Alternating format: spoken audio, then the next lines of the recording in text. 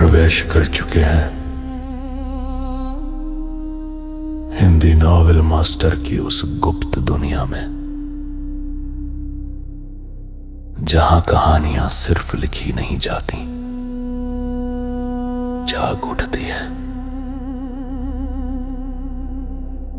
यहां हर छाया के पीछे एक रहस्य छिपा है, हर कदम पर एक अनसुनी फुसफुसाहट, और हर कहानी आपको उस अंधेरे दरवाजे तक ले जाती है जिसे खोलने की हिम्मत हर किसी में नहीं होती। डिस्क्लेमर: इस संसार के सभी पात्र, घटनाएं और स्थान कल्पना के धुएं से जन्मे हैं। इनका किसी वास्तविक व्यक्ति, संस्था या घटना से कोई संबंध नहीं है। यदि कोई समानता लगे तो याद रखिए, संयोग भी कभी कभी कहानी का हिस्सा बन जाता है। ये सामग्री केवल मनोरंजन और कल्पनाओं की रहस्यमयी यात्रा के लिए है। अध्याय 421। मुझे नहीं पता कि मेरी नींद क्यों नहीं खुल रही। हालांकि सायरा सालियान उलझन में थी, फिर भी उसने मुंह हाथ धोते हुए कॉन्ट्रैक्ट चेक करने के लिए अपना ईमेल खोला। कॉन्ट्रैक्ट पर एक सरसरी नज़र डालने के बाद सायरा थोड़ी बेचैन हो गई। ये साफ था कि यह कॉन्ट्रैक्ट एक टॉप टियर सेलिब्रिटी के दर्जे को ध्यान में रखकर उसके लिए तैयार किया गया था और वह अपनी औकात जानती थी। शायद सल्तनत के ऑन एयर होने के बाद वह ऐसे कॉन्ट्रैक्ट के बारे में सोच भी सकती थी, लेकिन अब टॉप टियर तो दूर की बात है, 6 महीने तक ब्लैकलिस्ट रहने के बाद शायद उसे ए लिस्ट सेलिब्रिटी भी नहीं माना जा सकता था। यहाँ तक कि बी लिस्ट कलाकारों में भी उसका नंबर ऊपर नहीं आता होगा। अब नेटिजन्स और मीडिया द्वारा दिए गए देश की धड़कन के खिताब के अलावा उसके पास व्यावहारिक रूप से कुछ भी नहीं बचा था। इसका सबूत यह था कि उसकी पिछली कंपनी ने उसके एजेंट को हटाकर एक नौसिखिए को उसकी जगह दे दी थी।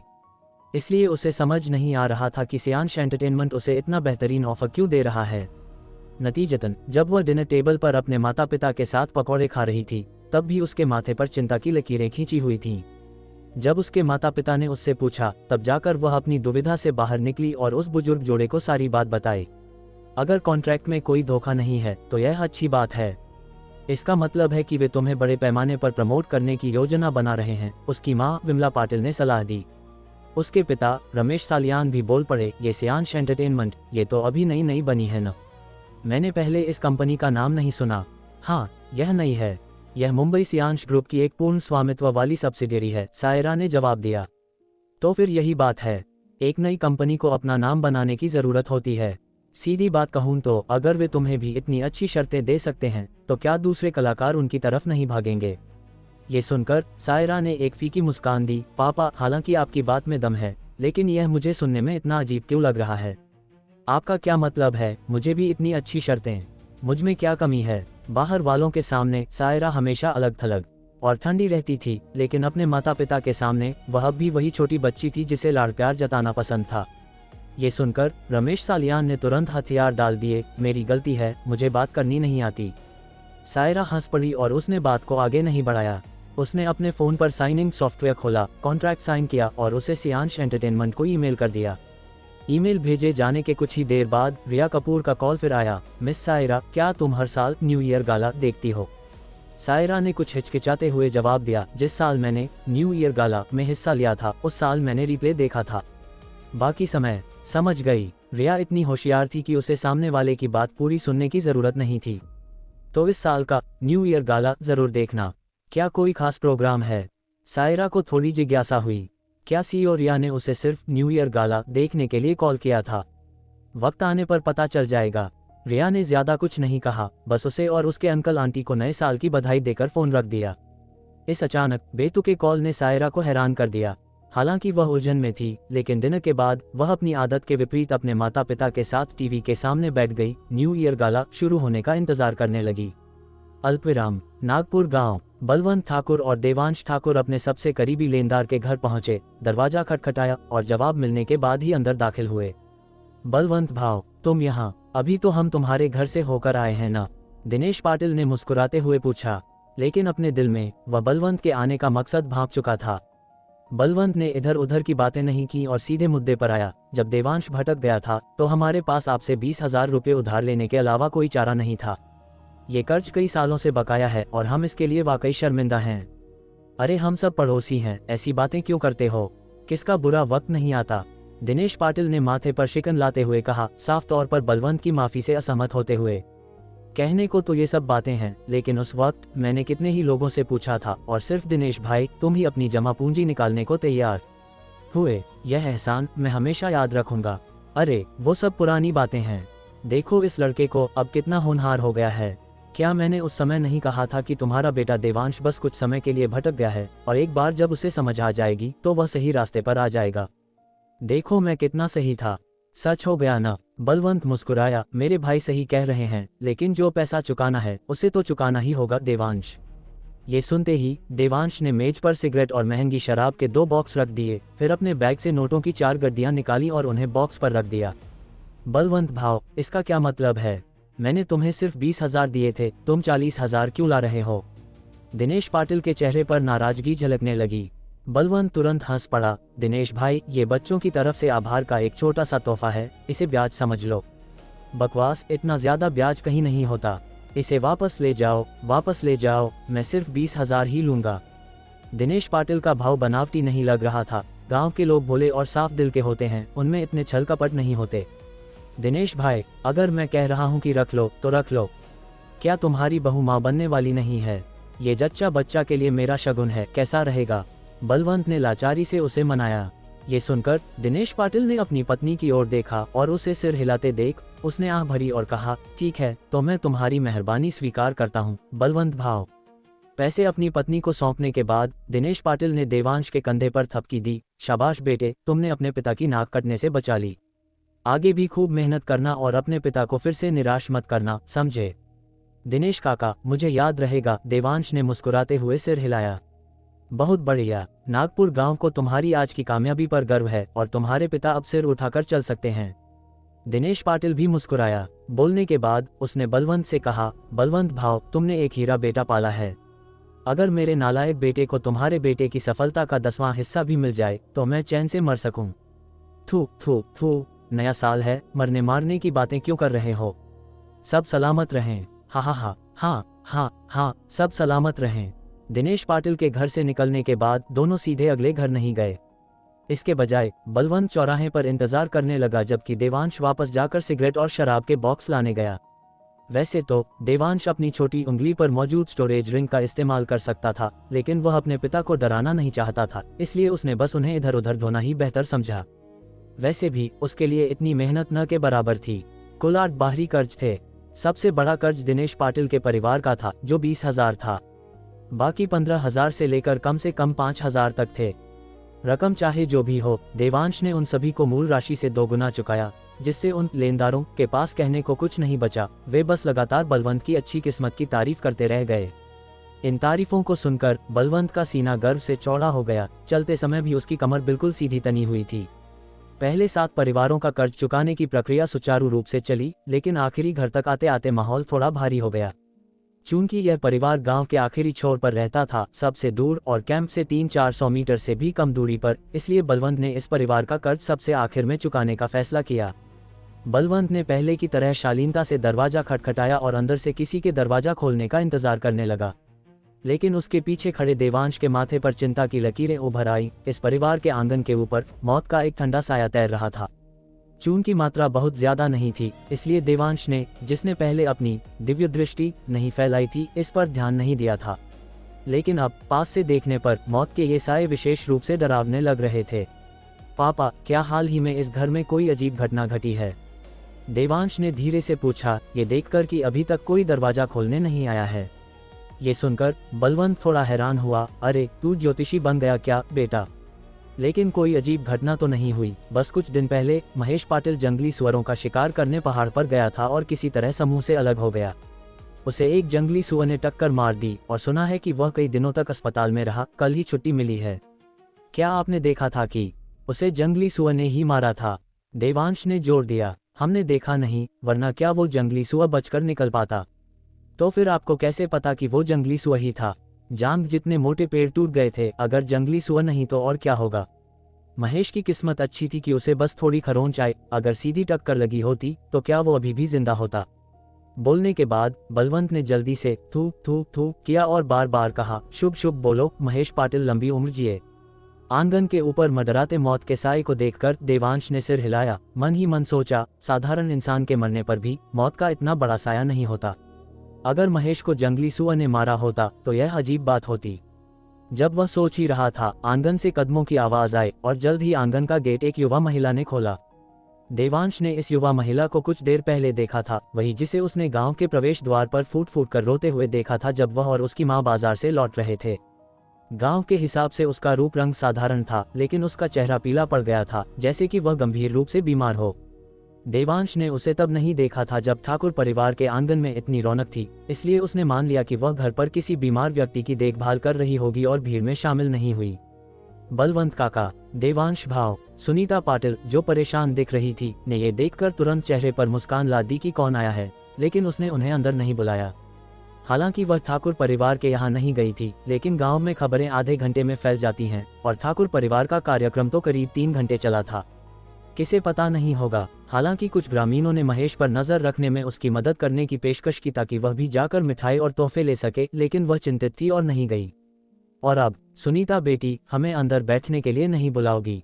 बलवंत ने पूछा। सुनीता थोड़ी हिचकिचाई, फिर कुछ संकोच के साथ बोली, बलवंत काका, मेरे घर में एक बीमार व्यक्ति है, इसलिए आप अंदर न आए तो ही बेहतर है। नया साल है, कहीं अपशगुन न हो जाए। गांव के लोग इन बातों को बहुत मानते हैं। हालांकि जिन लोगों ने मदद की पेशकश की थी उन्होंने कुछ नहीं कहा, लेकिन सुनीता को खुद बुरा लग रहा था, इसीलिए उसने उन्हें मदद नहीं करने दी। अब बलवंत और अन्य लोगों को अंदर न आने देना भी इसी कारण से था। ये कौन सा जमाना है और तुम अभी भी ऐसे अंधविश्वासों को मानती हो? बेटी, डरो मत, मैं बलवंत ठाकुर अपशगुन से नहीं डरता, बलवंत ने कहा और फिर देहरी लांघ कर अंदर चला गया। ये देख देवांश ने जल्दी से अपनी आध्यात्मिक ऊर्जा फैला दी। बलवंत और सुनीता को एक सुरक्षा घेरे में ले लिया। हालांकि मौत का ये साया भारी नहीं था, लेकिन आम लोगों के लिए इसके संपर्क में आना वाकई असहज होता। ये गनीमत थी कि महेश पाटिल कल रात ही लौटा था। अगर वह पहले लौटा होता तो सुनीता शायद इसे बर्दाश्त नहीं कर पाती। सुनीता बेटी, महेश कैसा है? आंगन में दाखिल होने के बाद बलवंत ने तुरंत पूछा। ये सुनते ही सुनीता का चेहरा तुरंत मुरझा गया और उसकी आंखों में आंसू भरने लगे। डॉक्टर ने कहा कि उसके बाहरी घाव लगभग भर चुके हैं और खून की रिपोर्ट भी सामान्य है, लेकिन पता नहीं क्यों उसकी नींद ही नहीं खुल रही है।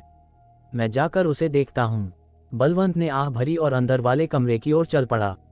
अध्याय 422। आखिर वह काला साया क्या था जिसने उस पर हमला किया? हालांकि सुनीता नहीं चाहती थी कि बलवंत और उसकी पत्नी के साथ कोई अपशगुन हो, लेकिन बलवंत अंदर जाने की जिद पर अड़ा रहा, इसलिए उसके पास उसे अंदर जाने देने के अलावा कोई चारा नहीं था।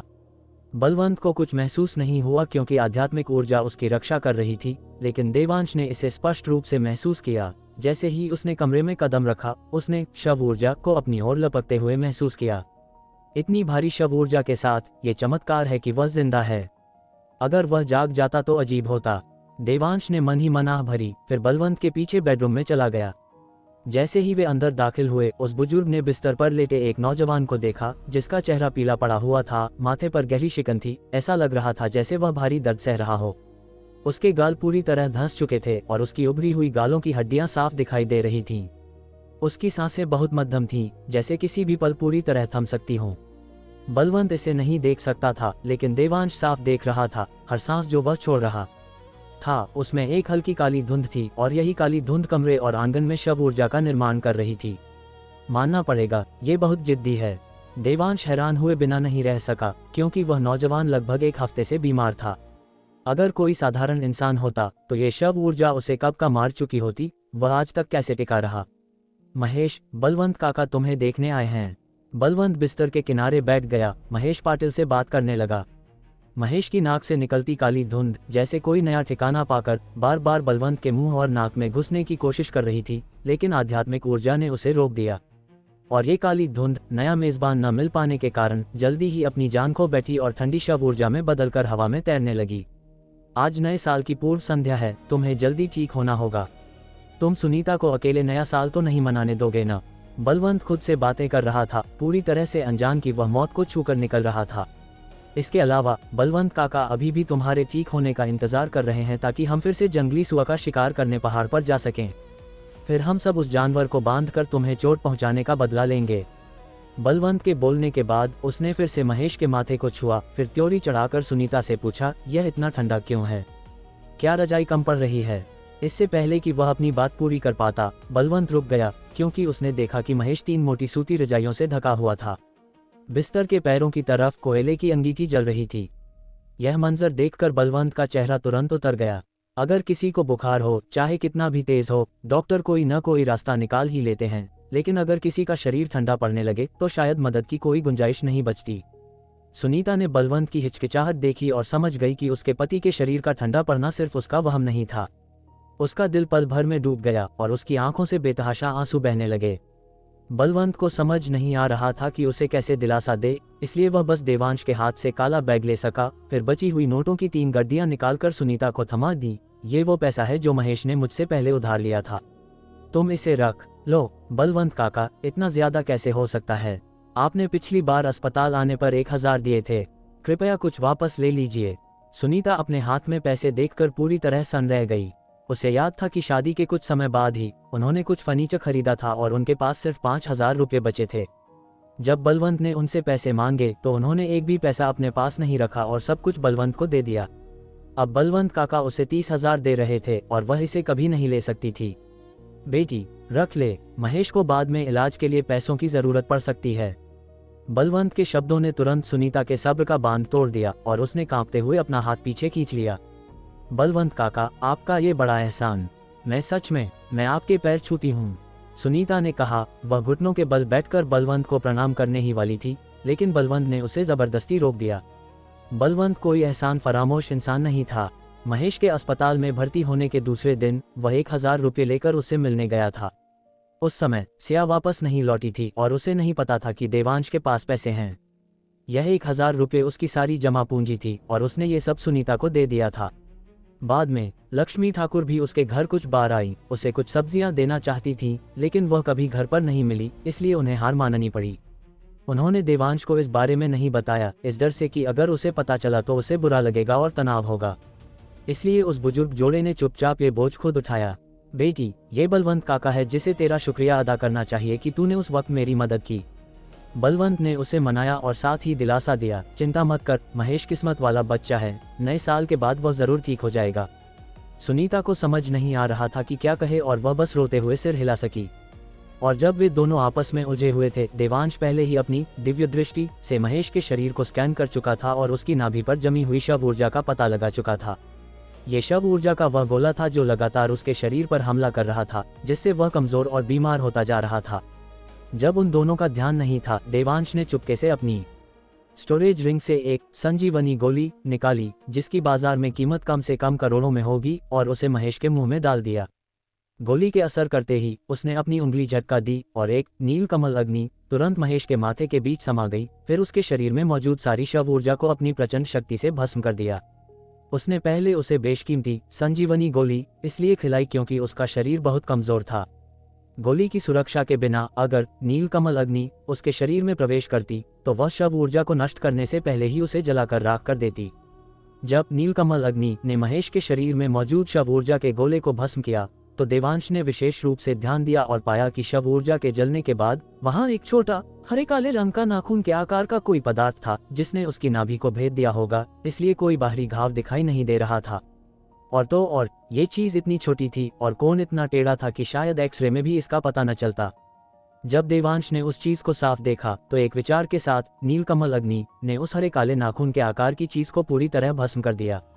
शव ऊर्जा के स्रोत के बिना और संजीवनी गोली के पोषण के साथ महेश को कुछ ही दिनों में ठीक हो जाना चाहिए। जहां तक उसके जागने का सवाल था, वह तो अब कोई समस्या ही नहीं थी। सुनीता, क्या घर पर मेहमान आए हैं? एक मध्यम आवाज सुनाई दी। सुनीता और बलवंत जो पास ही खड़े थे तुरंत बिस्तर की ओर लपके और उत्साह से महेश का नाम पुकारने लगे। महेश, महेश, ये बलवंत काका हैं। बलवंत काका और देवांश भाव तुम्हें देखने आए हैं। सुनीता ने जवाब दिया, उसका चेहरा आंसुओं से भीगा हुआ था। बलवंत काका आए हैं और देवांश भाव भी। जल्दी मुझे उठने में मदद करो। महेश ने उठने की कोशिश की, लेकिन बलवंत ने उसे धीरे से वापस लेटा दिया। कोई जल्दी नहीं, आराम करो। जब ठीक हो जाओ तो बलवंत काका के घर आना अपने देवांश भाव के साथ पीने के लिए। बलवंत ने मुस्कुराते हुए कहा, उसकी डबडबाएं आंखों में राहत भरी थी। तब देवांश बोला, अगर वह नीचे उतरना चाहता है तो उसे चलने दो। वह इतने दिनों से लेटा हुआ है, उसके हाथ पैर लगभग अकड़ गए हैं। कसरत शरीर के लिए अच्छी होती है। देवांश गांव का एकमात्र कॉलेज छात्र था और उसकी बातों का असर किसी और की तुलना में ज्यादा होता था। अब जब वह और भी कामयाब हो गया था तो उसकी बातों की साख स्वाभाविक रूप से बढ़ गई थी। इसलिए जैसे ही उसने बोला, बलवंत ने उसे नहीं रोका, बल्कि उसने और सुनीता ने उसे धीरे धीरे बिस्तर से उठने और लिविंग रूम की ओर चलने में मदद की। शुरुआत में महेश को अभी भी सहारे की जरूरत थी, लेकिन कुछ कदमों के बाद वह अपने आप चल सकता था। कुछ और कदमों के बाद वह पूरी तरह से चलने फिरने लगा, सिवाय इसके कि उसमें अभी भी थोड़ी ताकत की कमी थी। वह बीमार होने से पहले जैसा ही लग रहा था। कमाल है, ये तो सच में चमत्कार है।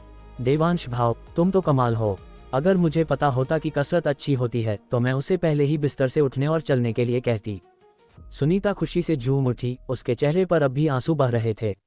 बलवंत भी बेहद उत्साहित था, उसका चेहरा गर्व से भरा था। लेकिन अपने गर्व के बीच वह चिंतित भी था। महेश का शरीर थोड़ी देर पहले साफ तौर पर ठंडा पड़ रहा था, तो वह अचानक अब बेहतर कैसे हो सकता है? क्या यह मौत से पहले की आखिरी चमक तो नहीं? सुरक्षित रहने के लिए बलवंत महेश के घर पर थोड़ी देर और रुका, और यह पुष्टि करने के बाद कि महेश की हालत पल ब पल सुधर रही है, उसने आखिरकार राहत की सांस ली। देवांश भाव, तुम तो अस्पताल से भी ज्यादा कारगर हो। अगर मुझे पता होता तो मैं अस्पताल नहीं जाता और इलाज के लिए सीधे तुम्हारे पास आ जाता। महेश खुशी से हंसा, उसके धन से हुए गाल धीरे धीरे ठीक हो रहे थे। संजीवनी गोली, जाहिर है, सूखे पेड़ों में भी जान डाल सकती है। इस दौरान देवांश ने उस बुजुर्ग जोड़े के भोजन में जो औषधीय गोलियां मिलाई थी, उनमें पिसी हुई संजीवनी गोलियां शामिल थीं, लेकिन मात्रा इतनी ज्यादा नहीं थी। आखिर वे बुजुर्ग थे और देवांश उन्हें बहुत तेजी से सप्लीमेंट देने से डरता था। महेश की बातें सुनकर देवांश भी जोर से हंसा। बकवास, तुम साफ तौर पर बीमारी का नाटक कर रहे थे, हमें पैसे लौटाने के लिए बेवकूफ बनाने की कोशिश कर रहे थे। जैसे ही पैसे हाथ में आए तुम फुर्त से ठीक हो गए। मैं कॉलेज गया हूँ, क्या तुम्हें लगता है कि तुम्हारी छोटी सी चाल मुझे बेवकूफ बना सकती है? हा हा हा, देवांश भाव, तुम जबरदस्त हो। महेश जानता था कि देवांश उसके साथ मजाक कर रहा है, इसलिए उसने उसकी बात का बुरा नहीं माना। वैसे भी जब तक वह ठीक था, जो कुछ भी कहा गया उसका कोई मतलब नहीं था। वह हर हाल में खुश था। सुनीता, जो चिंता में डूबी हुई थी, अब खुशी से फूली नहीं समा रही थी और उसकी आंखों में भी चमक आ गई थी। इस नए साल में आखिरकार उसे डर के मारे अकेले नहीं रहना पड़ेगा। महेश, क्या तुम्हें याद है कि तुम उस समय कैसे बेहोश हुए थे? देवांश को इसकी सबसे ज्यादा चिंता थी, इसलिए उसने पूछा। महेश ने माथे पर बल दिया, एक पल के लिए ध्यान से सोचा, फिर सिर हिलाया और कहा, मुझे साफ याद नहीं है। मुझे केवल इतना याद है कि मेरे पेट में दर्द हो रहा था, इसलिए मैं हल्का होने के लिए एक जगह गया और फिर मैं पीछे रह गया। हल्का होने के बाद मैं तेजी से आगे बढ़ा, लेकिन तभी मुझे अपने पीछे सरसराहट की तेज आवाज सुनाई दी। जैसे ही मैं देखने के लिए मुड़ने वाला था, मेरी आंखों के सामने अंधेरा छा गया और एक काले साए ने मुझे नीचे गिरा दिया। फिर मुझे और कुछ पता नहीं चला। ज्यादा उपयोगी जानकारी नहीं थी, सिवाय इसके कि वह चीज बहुत तेज थी। बलवंत ने इस बिंदु पर जोड़ा, हमने अपने पीछे हलचल सुनी, इसलिए हम देखने के लिए वापस भागे। जब हम वहां पहुंचे तो जांघ जितने मोटे कई पेड़ टूट चुके थे और महेश वहां बेहोश पड़ा था। साला, वो जंगली सुअर बहुत घमंडी है। अगली बार जब हम पहाड़ पर जाएंगे तो हम उस जानवर का काम तमाम कर देंगे। देवांश ने एक पल सोचा और कहा, महेश का शरीर अभी अभी ठीक हुआ है और भारी बर्फबारी के कारण पहाड़ फिलहाल बंद है।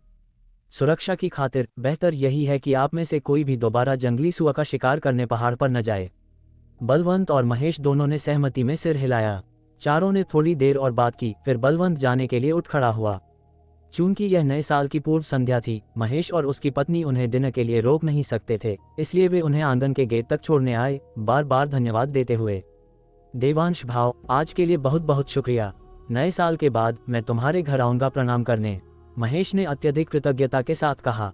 एक बार और शुक्रिया बोला और नए साल की बधाई की बात की तो मैं तुम्हारे लिए आंगन का गेट भी नहीं खोलूंगा। देवांश ने बनावटी गुस्से से कहा, हाँ हाँ हाँ, कोई शुक्रिया नहीं, मैं तब देवांश भाव के साथ पीने आऊंगा। महेश ने एक सरल मुस्कान के साथ कहा, ठीक है, तब बात करेंगे। जाओ, पहले वापस जाकर नए साल के डिनर की तैयारी करो। देवांश ने हाथ हिलाते हुए कहा, फिर मुड़ा और अपने पिता के साथ चला गया। महेश और अन्य लोग स्वाभाविक रूप से यह नहीं देख सकते थे कि देवांश के हाथ के उन कुछ इशारों के साथ उनके आंगन के ऊपर मंडरा रही शव ऊर्जा तुरंत गायब हो गई। महेश एक अच्छा बच्चा है, अगर तुम्हें भविष्य में कोई अच्छा मौका मिले तो उसके बारे में सोचना। वापसी के रास्ते पर बलवंत ने देवांश से कहा, ठीक है, मैं देखूंगा। देवांश ने सहमति में सिर हिलाया, लेकिन अब उसे इस बात की ज्यादा चिंता थी कि वह हरे काले रंग का नाखून के आकार का पदार्थ महेश के शरीर में आखिर पहुंचा कैसे, और वह काला साया आखिर क्या था जिसने उस पर हमला किया। अध्याय 423 ठाकुर खानदान के पूर्वजों, क्या आपने देखा? मेरे खानदान में आज एक शेर पैदा हुआ है। देवांश ने थोड़ी देर सोचा, हालांकि उसके दिल में एक मोटा मोटा अंदाजा था, लेकिन उसे फैसला लेने से पहले असली चीज देखने की जरूरत थी। इसलिए उसने बेकार की चिंता नहीं की, बल्कि खुशी खुशी अपने पिता के पीछे पीछे घर लौट आया, जो अब राहत महसूस कर रहे थे। घर पहुंचने के बाद देवांश ने देखा कि नए साल का दिन अभी तैयार हो रहा था, इसलिए वह बेकार नहीं बैठा। इसके बजाय उसने बलवंत को बता दिया, फिर घर से अकेला निकल गया और पीछे के पहाड़ की ओर चल दिया। उसके पास उस चीज को खोजने का समय नहीं था, इसके बजाय उसने अपनी स्टोरेज रिंग से कुछ सुरक्षा पत्थर निकाले और थोड़ी थोड़ी दूरी पर एक रख दिया। गांव के पूरे पिछले हिस्से को एक रेखा में जोड़ते हुए एक सुरक्षा घेरा तैयार कर दिया। ये घेरा बड़े जंगली जानवरों और छोटी मोटी बुरी आत्माओं को 1 इंच भी पार करने से रोक देगा। ये सब करने के बाद देवांश ने आखिरकार राहत की सांस ली और इत्मीनान से मुख्य सड़क पर चलते हुए घर की ओर बढ़ गया। रास्ते में देवांश का फोन बजा। उसने इसे निकाला और देखा कि रिया कपूर कॉल कर रही थी। क्या कोई गड़बड़ है? देवांश ने अन्य महिलाओं के लिए अपनी मानक शुरुआती लाइन का उपयोग करते हुए पूछा। तुम पीहू के पापा हो, क्या मैं तुम्हें तभी ढूंढ सकती हूँ जब मैं भीगी हूँ? वैसे अगर मैं नहीं भीगी हूँ तो क्या तुम मुझे भीगा नहीं सकते? रिया की नशीली और परिपक्व आवाज फोन के दूसरी तरफ से धीरे से आए। क्या तुम ढंग से बात कर सकती हो? क्या तुम्हारे मुंह में मोजा ठुनसा है या क्या? देवांश ने चिढ़कर पूछा। मोजा नहीं, खीरा, रिया हंसी। क्लिक। देवांश ने सीधे फोन काट दिया। ये औरत और भी ज्यादा बेतुकी होती जा रही थी। हालांकि कॉल समाप्त होते ही रिया ने फिर कॉल किया। 2 बार काटने के बाद और ये देखकर कि सामने वाला हार नहीं मान रहा है, देवांश ने कॉल फिर से कनेक्ट किया। बोलो, इस साल का न्यू ईयर गाला जरूर देखना, एक सरप्राइज है, रिया ने इस बार सीधे तौर पर कहा, कोई मजाक नहीं। ये सुनकर देवांश ने एक पल सोचा और तुरंत प्रतिक्रिया दी। तुमने न्यू ईयर गाला पर निर्मल जल का विज्ञापन दिया है। अगर यह सच होता तो निर्मल जल की लोकप्रियता आसमान छूने की संभावना थी। लेकिन क्या रिया के पास वाकई इतनी क्षमता थी? न्यू ईयर गाला पर विज्ञापन देना सिर्फ पैसे खर्च करने की बात नहीं थी, है न? हालांकि देवांश का इससे पहले ज्यादा वास्ता नहीं पड़ा था, लेकिन न्यू ईयर गाला से ठीक पहले एक शराब ब्रांड द्वारा प्रायोजित उल्टी गिनती, जो केवल 5 सेकंड का था, कथित तौर पर 1 अरब 100 करोड़ का सौदा था। ये प्रति सेकंड 20 करोड़ जलाने के बराबर था, जो उसने नए साल के सामान खरीदने पर खर्च किए थे, उससे कई गुना ज्यादा खर्चीला। लेकिन इसके बावजूद ये कहा जाता था कि बोली में भाग लेने के लिए कई महीने पहले पंजीकरण करना पड़ता था। इसे देखते हुए रिया के पास बस पर्याप्त समय नहीं था। आखिरकार निर्मल जल इसी महीने बनाया गया था, उसके पास महीनों पहले बोली के लिए पंजीकरण करने की दूरदर्शिता कहां से आती? जहां तक न्यू ईयर गाला के दौरान विज्ञापन डालने की बात है, उसके लिए और भी सख्त समीक्षा और संबंधित विभागों को रिपोर्टिंग की आवश्यकता थी, जिससे समय के लिहाज से यह और भी असंभव हो जाता था। याद रहे, सायरा सालियान को देवांश ने सिर्फ 1 हफ्ते पहले ही मुंबई भेजा था। भले ही विज्ञापन उस दिन शूट किया गया हो, लेकिन जमा करने और मंजूरी के लिए समय शायद पर्याप्त नहीं था। देवांश को सच में समझ नहीं आ रहा था कि रिया ने ये कैसे कर दिखाया। देवांश का सवाल सुनने के बाद रिया ने अपनी नशीली आवाज में कहा, स्मार्ट, लेकिन तुमने केवल आधा सही अनुमान लगाया। आधा? और बाकी आधा? देवांश ने पूछा। मुझे कैसे पता होगा कि तुम्हारी बेटर हाफ पत्नी कहाँ है? मुझे बस इतना पता है कि मास्टर वाघ उसे नागपुर गांव तक छोड़कर आए और फिर अपनी पत्नी और बच्चों के साथ नया साल मनाने चेन्नई लौट गए। दादा वाघ हालांकि अभी भी शहर में रह रहे हैं, ये कहते हुए कि क्लिक। देवांश उसकी बकवास सुनने के लिए बहुत आलसी था, उसने फिर से फोन काट दिया।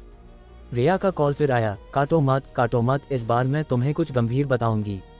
बोलो, देवांश ने ठंडे स्वर में कहा।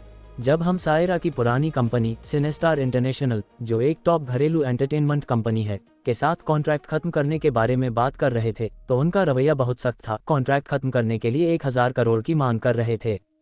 पता नहीं क्यों, लेकिन आज दोपहर उन्होंने अचानक कॉल किया और कहा कि कॉन्ट्रैक्ट खत्म करने की प्रक्रिया पूरी हो गई है। मैंने बहुत सोचा, लेकिन मुझे समझ नहीं आया कि वे क्या खेल खेल रहे हैं। बाद में मैंने सोचा, यह जरूर तुमने चुपके से अपना प्रभाव डाला होगा, है न? रिया की शांत और परिपक्व आवाज़ काफ़ी सुखद थी जब वह गंभीर मामलों पर बात कर रही थी। मैं बस सायरा के एक संरक्षक से मिला था जिसका शायद सिनेस्टार इंटरनेशनल में कुछ दखल है। लेकिन सबसे महत्वपूर्ण बात यह होनी चाहिए कि सिनेस्टार इंटरनेशनल ने सायरा को छोड़ दिया, वरना वे इतनी आसानी से कॉन्ट्रैक्ट क्यों खत्म करते। देवांश ने विश्लेषण किया। रिया हंसी। मैं गारंटी देती हूँ कि आज रात के बाद सिनेस्टार इंटरनेशनल को बहुत पछतावा होगा। देवांश इस बारे में कुछ नहीं बोला। आखिर वह बिजनेस ऑपरेशन में रिया जितना कुशल नहीं था, इसलिए उसे सायरा का भविष्य उतना साफ नहीं दिख रहा था जितना उसे। रिया इस विषय में गहराई में नहीं गई बल्कि विषय बदलते हुए पूछा, चूंकि तुम सायरा से मिल चुके हो, मैं पूछना चाहती हूँ क्या वह मुझसे ज्यादा सुंदर है। उद्धरण चिन्ह ... उद्धरण चिन्ह। देवांश बहुत निशब्द था और उसने पलटवार किया। इतने उबाऊ सवाल पूछ रही हो, क्या तुम्हारे पास करने के लिए कुछ और जरूरी नहीं है? है ठीक है, तो मैं तुमसे कुछ गंभीर पूछती हूँ और तुम्हें सच बताना होगा। रिया कुछ देर हंसी, फिर रुकी और काफी गंभीर लहजे में पूछा, सायरा एक असली बड़ी स्टार है, तो क्या तुम एक बड़ी स्टार के साथ सोना चाहते हो? अगर तुम चाहते हो तो मैं कॉन्ट्रैक्ट में हेराफेरी कर सकती हूँ। क्लिक। देवांश ने एक बार फिर बेरहमी से फोन काट दिया। ये औरत और भी ज्यादा बेलगाम होती जा रही थी।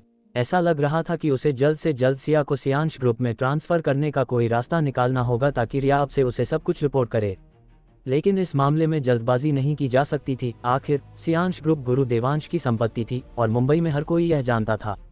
अगर इसे ठीक से नहीं संभाला गया तो सिया बहुत आसानी से अनुमान लगा सकती थी कि वही गुरु देवांश है। उस समय अगर वह पीहू का इलाज नहीं कर पाया तो वह शायद निराश होकर वहीं टूट जाएगी। देवांश द्वारा फोन काटने के बाद रिया ने इस बार वापस कॉल नहीं किया, लेकिन उसने एक व्हाट्सएप संदेश भेजा, भूलना मत आज रात न्यू ईयर गाला देखना याद रखना। देवांश ने कोई जवाब नहीं दिया। रिया ने एक और संदेश भेजा, सच में मुझे कुछ पूछने दो, तुम संक्रांति तक घर पर ही रहोगे ना? देवांश ने सोचा कि रिया निर्मल जल के उत्पादन को लेकर चिंतित थी, इसलिए उसने जवाब दिया, अगर कुछ अप्रत्याशित नहीं होता है तो हाँ, निर्मल जल का उत्पादन पर्याप्त होना चाहिए, चिंता की कोई जरूरत नहीं है। रिया ने तुरंत ओके जेस्चर के साथ जवाब दिया। देवांश ने सोचा कि बात खत्म हो गई, लेकिन 10 सेकंड से ज्यादा समय बाद उसने एक और संदेश भेजा, पीहू के पापा नया साल मुबारक हो। उस पल देवांश को सच में उसे ब्लॉक करने की इच्छा हुई, लेकिन ये सोचकर कि उसे अभी भी सियांश ग्रुप के मामलों का प्रबंधन करना था, देवांश ने अस्थायी रूप से इसे बर्दाश्त कर लिया। हालांकि सिया को सियांश ग्रुप में ट्रांसफर करके कमान सौंपने की उसकी इच्छा और भी प्रबल हो गई। सुरक्षा के लिए एक साधक के रूप में जो एक महान अमर सम्राट था और जिसने समय और स्थान को उलट दिया था, वह सांसारिक दिनचर्या से बच नहीं सकता था और उसने तुरंत रिया के सभी चैट डायलॉग हटा दिए। अन्य महिलाओं के साथ चैट रिकॉर्ड हटाना और अपने लिए और परिवार के लिए कोई सुरक्षा खतरा न छोड़ना अपने फोन और परिवार के प्रति एक पुरुष का सबसे बुनियादी रवैया था। जब वह घर लौटा तो नए साल का डिनर लगभग तैयार था, 2 भरी हुई मेजें, जिसे देखकर देवांश पूरी तरह हक्का बक्का रह गया। दीदी, क्या माँ इस साल कुछ ज्यादा ही जोश में है? व्यंजनों की 2 विशाल मेजें सजा दी, हम इसे संक्रांति तक भी खत्म नहीं कर पाएंगे, है न? देवांश ने बड़ा चढ़ाकर पूछा।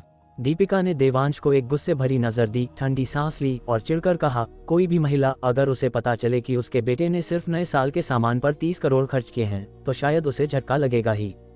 उद्धरण चिन्ह ... हाँ हे। देवांश अजीब तरह से हंसा, आगे जवाब देने की हिम्मत नहीं हुई।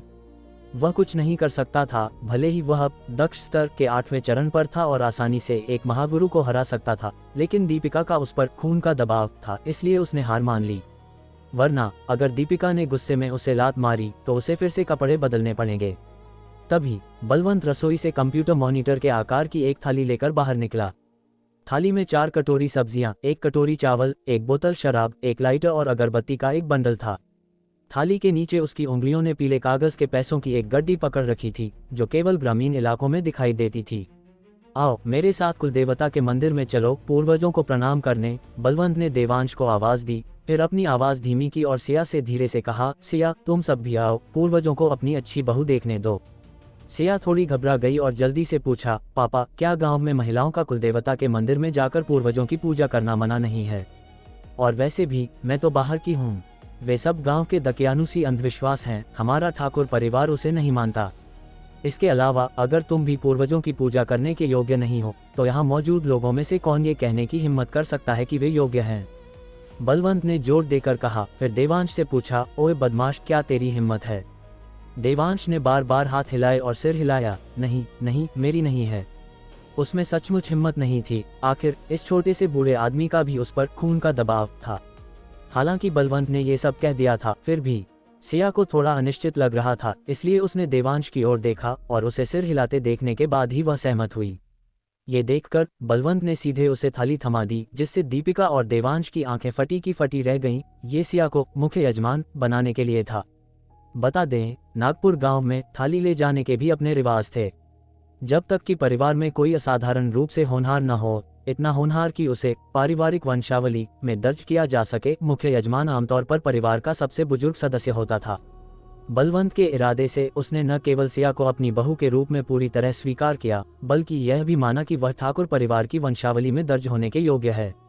ये सम्मान कुछ ऐसा था जिसकी देवांश ने भी उम्मीद नहीं की थी। जब दीपिका ने सिया को इस परंपरा के बारे में बताया तो वह इतनी चौंक गई कि उसने लगभग थाली गिरा ही दी। पापा, क्या ये बहुत जल्दबाजी नहीं है? मैं मुख्य यजमान बनने के योग्य कैसे हो सकती हूँ? प्लीज पापा, आप ही कीजिए। सिया इस समय सचमुच घबराहट से भर गई थी। क्यों नहीं हो? अगर तुम इन सभी सालों में अकेले संघर्ष नहीं करती तो तुम्हारा परिवार बहुत पहले ही बिखर गया होता, और क्या देवांश आज यह अच्छी जिंदगी जी पाता? बलवंत ने सीधे पलटवार किया, फिर जारी रखा। यह मत सोचो कि वह महान है सिर्फ इसलिए कि उसके पास अब कुछ पैसे हैं, लेकिन कुल मिलाकर उसने अब जो भी उपलब्धियां हासिल की हैं, और यहाँ तक कि भविष्य की उपलब्धियां भी, सब तुम्हारे सहयोग के कारण हैं। तो यह मुख्य यजमान का पद किसी और का नहीं बल्कि तुम्हारा है। बलवंत की अपने लिए इतनी उच्च प्रशंसा सुनकर सिया को सच में शर्म महसूस हुई। हालांकि उसने कई सालों तक डटे रहने की कोशिश की थी, लेकिन वह कुछ समय पहले इसे जारी नहीं रख सकी और उसने सक्रिय रूप से देवांश को तलाक दे दिया था। इसलिए वह उतनी अच्छी नहीं थी जितना वे दावा कर रहे थे, और वह मुख्य यजमान बनने के योग्य नहीं थी। बलवंत को इस बारे में पता नहीं था, इसीलिए वह ऐसा सोच रहा था, लेकिन ऊपर देवता हैं और पूर्वजों को जरूर पता होगा। वह इस कारण पूर्वजों को धोखा देने की हिम्मत नहीं कर सकती थी। लेकिन बलवंत का रवैया इतना सख्त था कि अगर वह उन्हें सच नहीं बताती तो शायद वह थाली वापस नहीं लेते। यह सोचकर अपनी हड़बड़ाहट में सिया उस बुजुर्ग जोड़े को यह खबर भी देना चाहती थी कि उसने और देवांश ने तलाक ले लिया है। ये देखकर देवांश ने जल्दी से कहा, बस स्वीकार कर लो। हमारे पूर्वज समझदार हैं, वे जानते होंगे कि उस समय ये सब मेरी गलती थी, इसलिए उन्हें भी तुम्हें मुख्य यजमान के रूप में देखकर बहुत खुशी होगी। सिया अभी भी मना करना चाहती थी, लेकिन लक्ष्मी और दीपिका दोनों ने इसका समर्थन किया, इसलिए उसके पास अनिच्छा से सहमत होने के अलावा कोई विकल्प नहीं था। मुख्य हॉल में पूर्वजों को प्रणाम करने जाना सिर्फ मुख्य हॉल में जाना नहीं था। इसमें आंगन के गेट पर भूमि देवता, घर के प्रवेश द्वार पर द्वारपाल, रसोई में अन्नपूर्णा और अंत में मुख्य हॉल में पूर्वजों की पूजा करना शामिल था। इस पूरी प्रक्रिया में अगरबत्ती और कागज के पैसे जलाना, शराब छिड़कना और हर स्थान पर प्रार्थना करना शामिल था, आने वाले वर्ष में अच्छे भाग्य की कामना करना।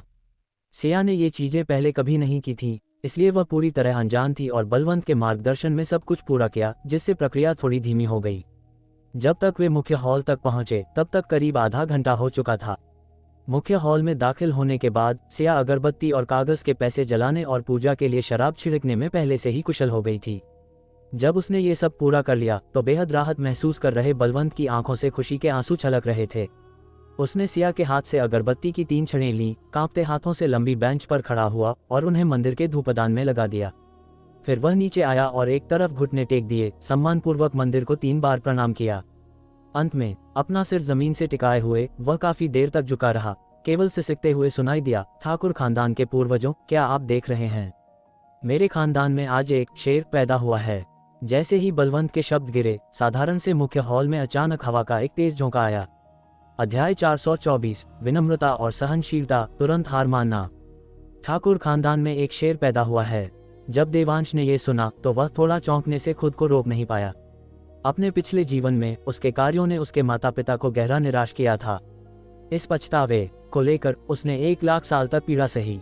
भले ही वह एक अमर सम्राट था जो स्वर्ग और पृथ्वी जितना ही शाश्वत था, फिर भी उसने इस सर्वोच्च स्थिति को दृढ़ता से त्याग दिया, समय को पलटने का विकल्प चुना। उसका मकसद अपने पछतावों की भरपाई करना और अपने माता पिता की निराशा को मिटाना था। अब उसने आखिरकार इसे हासिल कर लिया था। उसके पिता बलवंत ठाकुर का एक वाक्य, मेरे खानदान में एक शेर पैदा हुआ है, वह सबसे अच्छा मूल्यांकन था जो उसे मिल सकता था। इस दुनिया में अपने माता पिता की स्वीकृति पाने से ज्यादा रोमांचक और गर्व करने वाली बात और क्या हो सकती है। उस पल उसने महसूस किया कि 1 लाख साल तक उसने जो भी कठिनाइयां सही थीं, जो पीड़ा झेली थी और जो संघर्ष किया था, वह सब सार्थक था। उमड़ती भावनाओं के बीच उसके भीतर आकाश भक्षण सूत्र अनियंत्रित रूप से घूमने लगा। विशाल और राजसी स्वर्ग और पृथ्वी की आध्यात्मिक ऊर्जा की लहरें पहले नागपुर गांव के पास से आईं, फिर नागवाड़ी टाउन के चारों ओर से और अंत में पूरे करजत को भी ढक लिया। एक फटती हुई बाढ़ की तरह सभी दिशाओं से उसके शरीर में उमड़ पड़ी। अचानक एक तेज हवा मुख्य हॉल से गुजरी, जली हुई अगरबत्ती की राख को एक बवंडर में उड़ा दिया और सबके कपड़े जोर से फड़फड़ाने लगे। और ठीक इसी पल मंदिर में पूर्वजों की तख्ती पर लिखे ठाकुर पूर्वज शब्दों से सफेद रोशनी निकली और हर एक देवांश के शरीर में समा गई। तेज हवा 2 या 3 सांसों तक चली, फिर अचानक गायब हो गई। लेकिन तभी देवांश के भीतर से एक अदृश्य ऊर्जा अनियंत्रित रूप से उमड़ पड़ी। एक विस्फोट के बाद के असर की तरह सभी दिशाओं में फैल गई, रास्ते में आने वाली हर चीज को अपनी चपेट में ले लिया जैसे कि कोई आंधी हो। जब सब कुछ शांत हो गया तो देवांश ने थोड़ी हैरानी के साथ अपने हाथों को देखा। उसके माथे पर शिकन थी। उसने बिना किसी चेतावनी के बस ऐसे ही स्तर पार कर लिया। नए साल की पूर्व संध्या पर शाम को देवांश दक्ष स्तर के 9वें चरण पर पहुंच गया। सफलता। बलवंत ने देवांश के हैरान चेहरे को देखा। उसके चेहरे पर एक चौड़ी मुस्कान थी।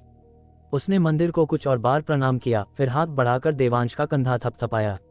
बेटा, डर मत, इसका मतलब है कि तेरे पूर्वजों ने तुझे स्वीकार कर लिया है। उनके आशीर्वाद से तेरा हर काम आसान होगा और खूब मुनाफा होगा। देवांश बस सोच ही रहा था कि अपने परिवार को कैसे समझाए, लेकिन उन्होंने अपने दिमाग में पहले ही स्पष्टीकरण पूरा कर लिया था। कोई आश्चर्य नहीं कि स्ट्रीमर्स लाइव प्रसारण के दौरान अपने दर्शकों को फैमिली मेंबर्स कहना पसंद करते हैं। पता चला कि फैमिली मेंबर्स बहुत सहयोगी होते हैं। वहां खड़ा क्या कर रहा है? जल्दी कर और अपने पूर्वजों को धन्यवाद देने के लिए माथा टेक। बलवंत ने देवांश की पीठ पर धौल जमाए और तभी उसने मंदिर को कुछ बार प्रणाम किया। लक्ष्मी और दीपिका की आंखें पहले से ही उत्साह से नम थीं। जब सिया ने थोड़ा माथा सिकोड़ा, उसे लगा कि ये दृश्य कुछ जाना पहचाना लग रहा है। उसे याद आया कि नए साल की पूर्व संध्या पर देवांश के साथ कुछ ऐसा ही हुआ था, लेकिन उस समय हवा इतनी तेज नहीं थी। सिया स्वाभाविक रूप से समझ नहीं पाई कि क्या हो रहा है और न ही उसने इसमें गहराई से जाने की कोशिश की। आखिर गांव में कई अलौकिक घटनाएं होती हैं और उनकी गहराई में जाना पूर्वजों का अनादर होगा। इसके अलावा पूर्वजों की सुरक्षा के साथ देवांश शायद भविष्य में भटकेगा नहीं, जो एक अच्छी बात थी। पूर्वजों की पूजा के बाद बलवंत, जिसका चेहरा मुस्कान से भरा था, अपना चेहरा पोंछने के लिए अपने कमरे में गया। फिर 2 बोतल शराब के साथ मेज पर आया, हंसते हुए। आज नए साल की पूर्व संध्या है, क्यों न परंपरा को तोड़ें और अपने बाप के साथ 2-4 पैग लगाएं।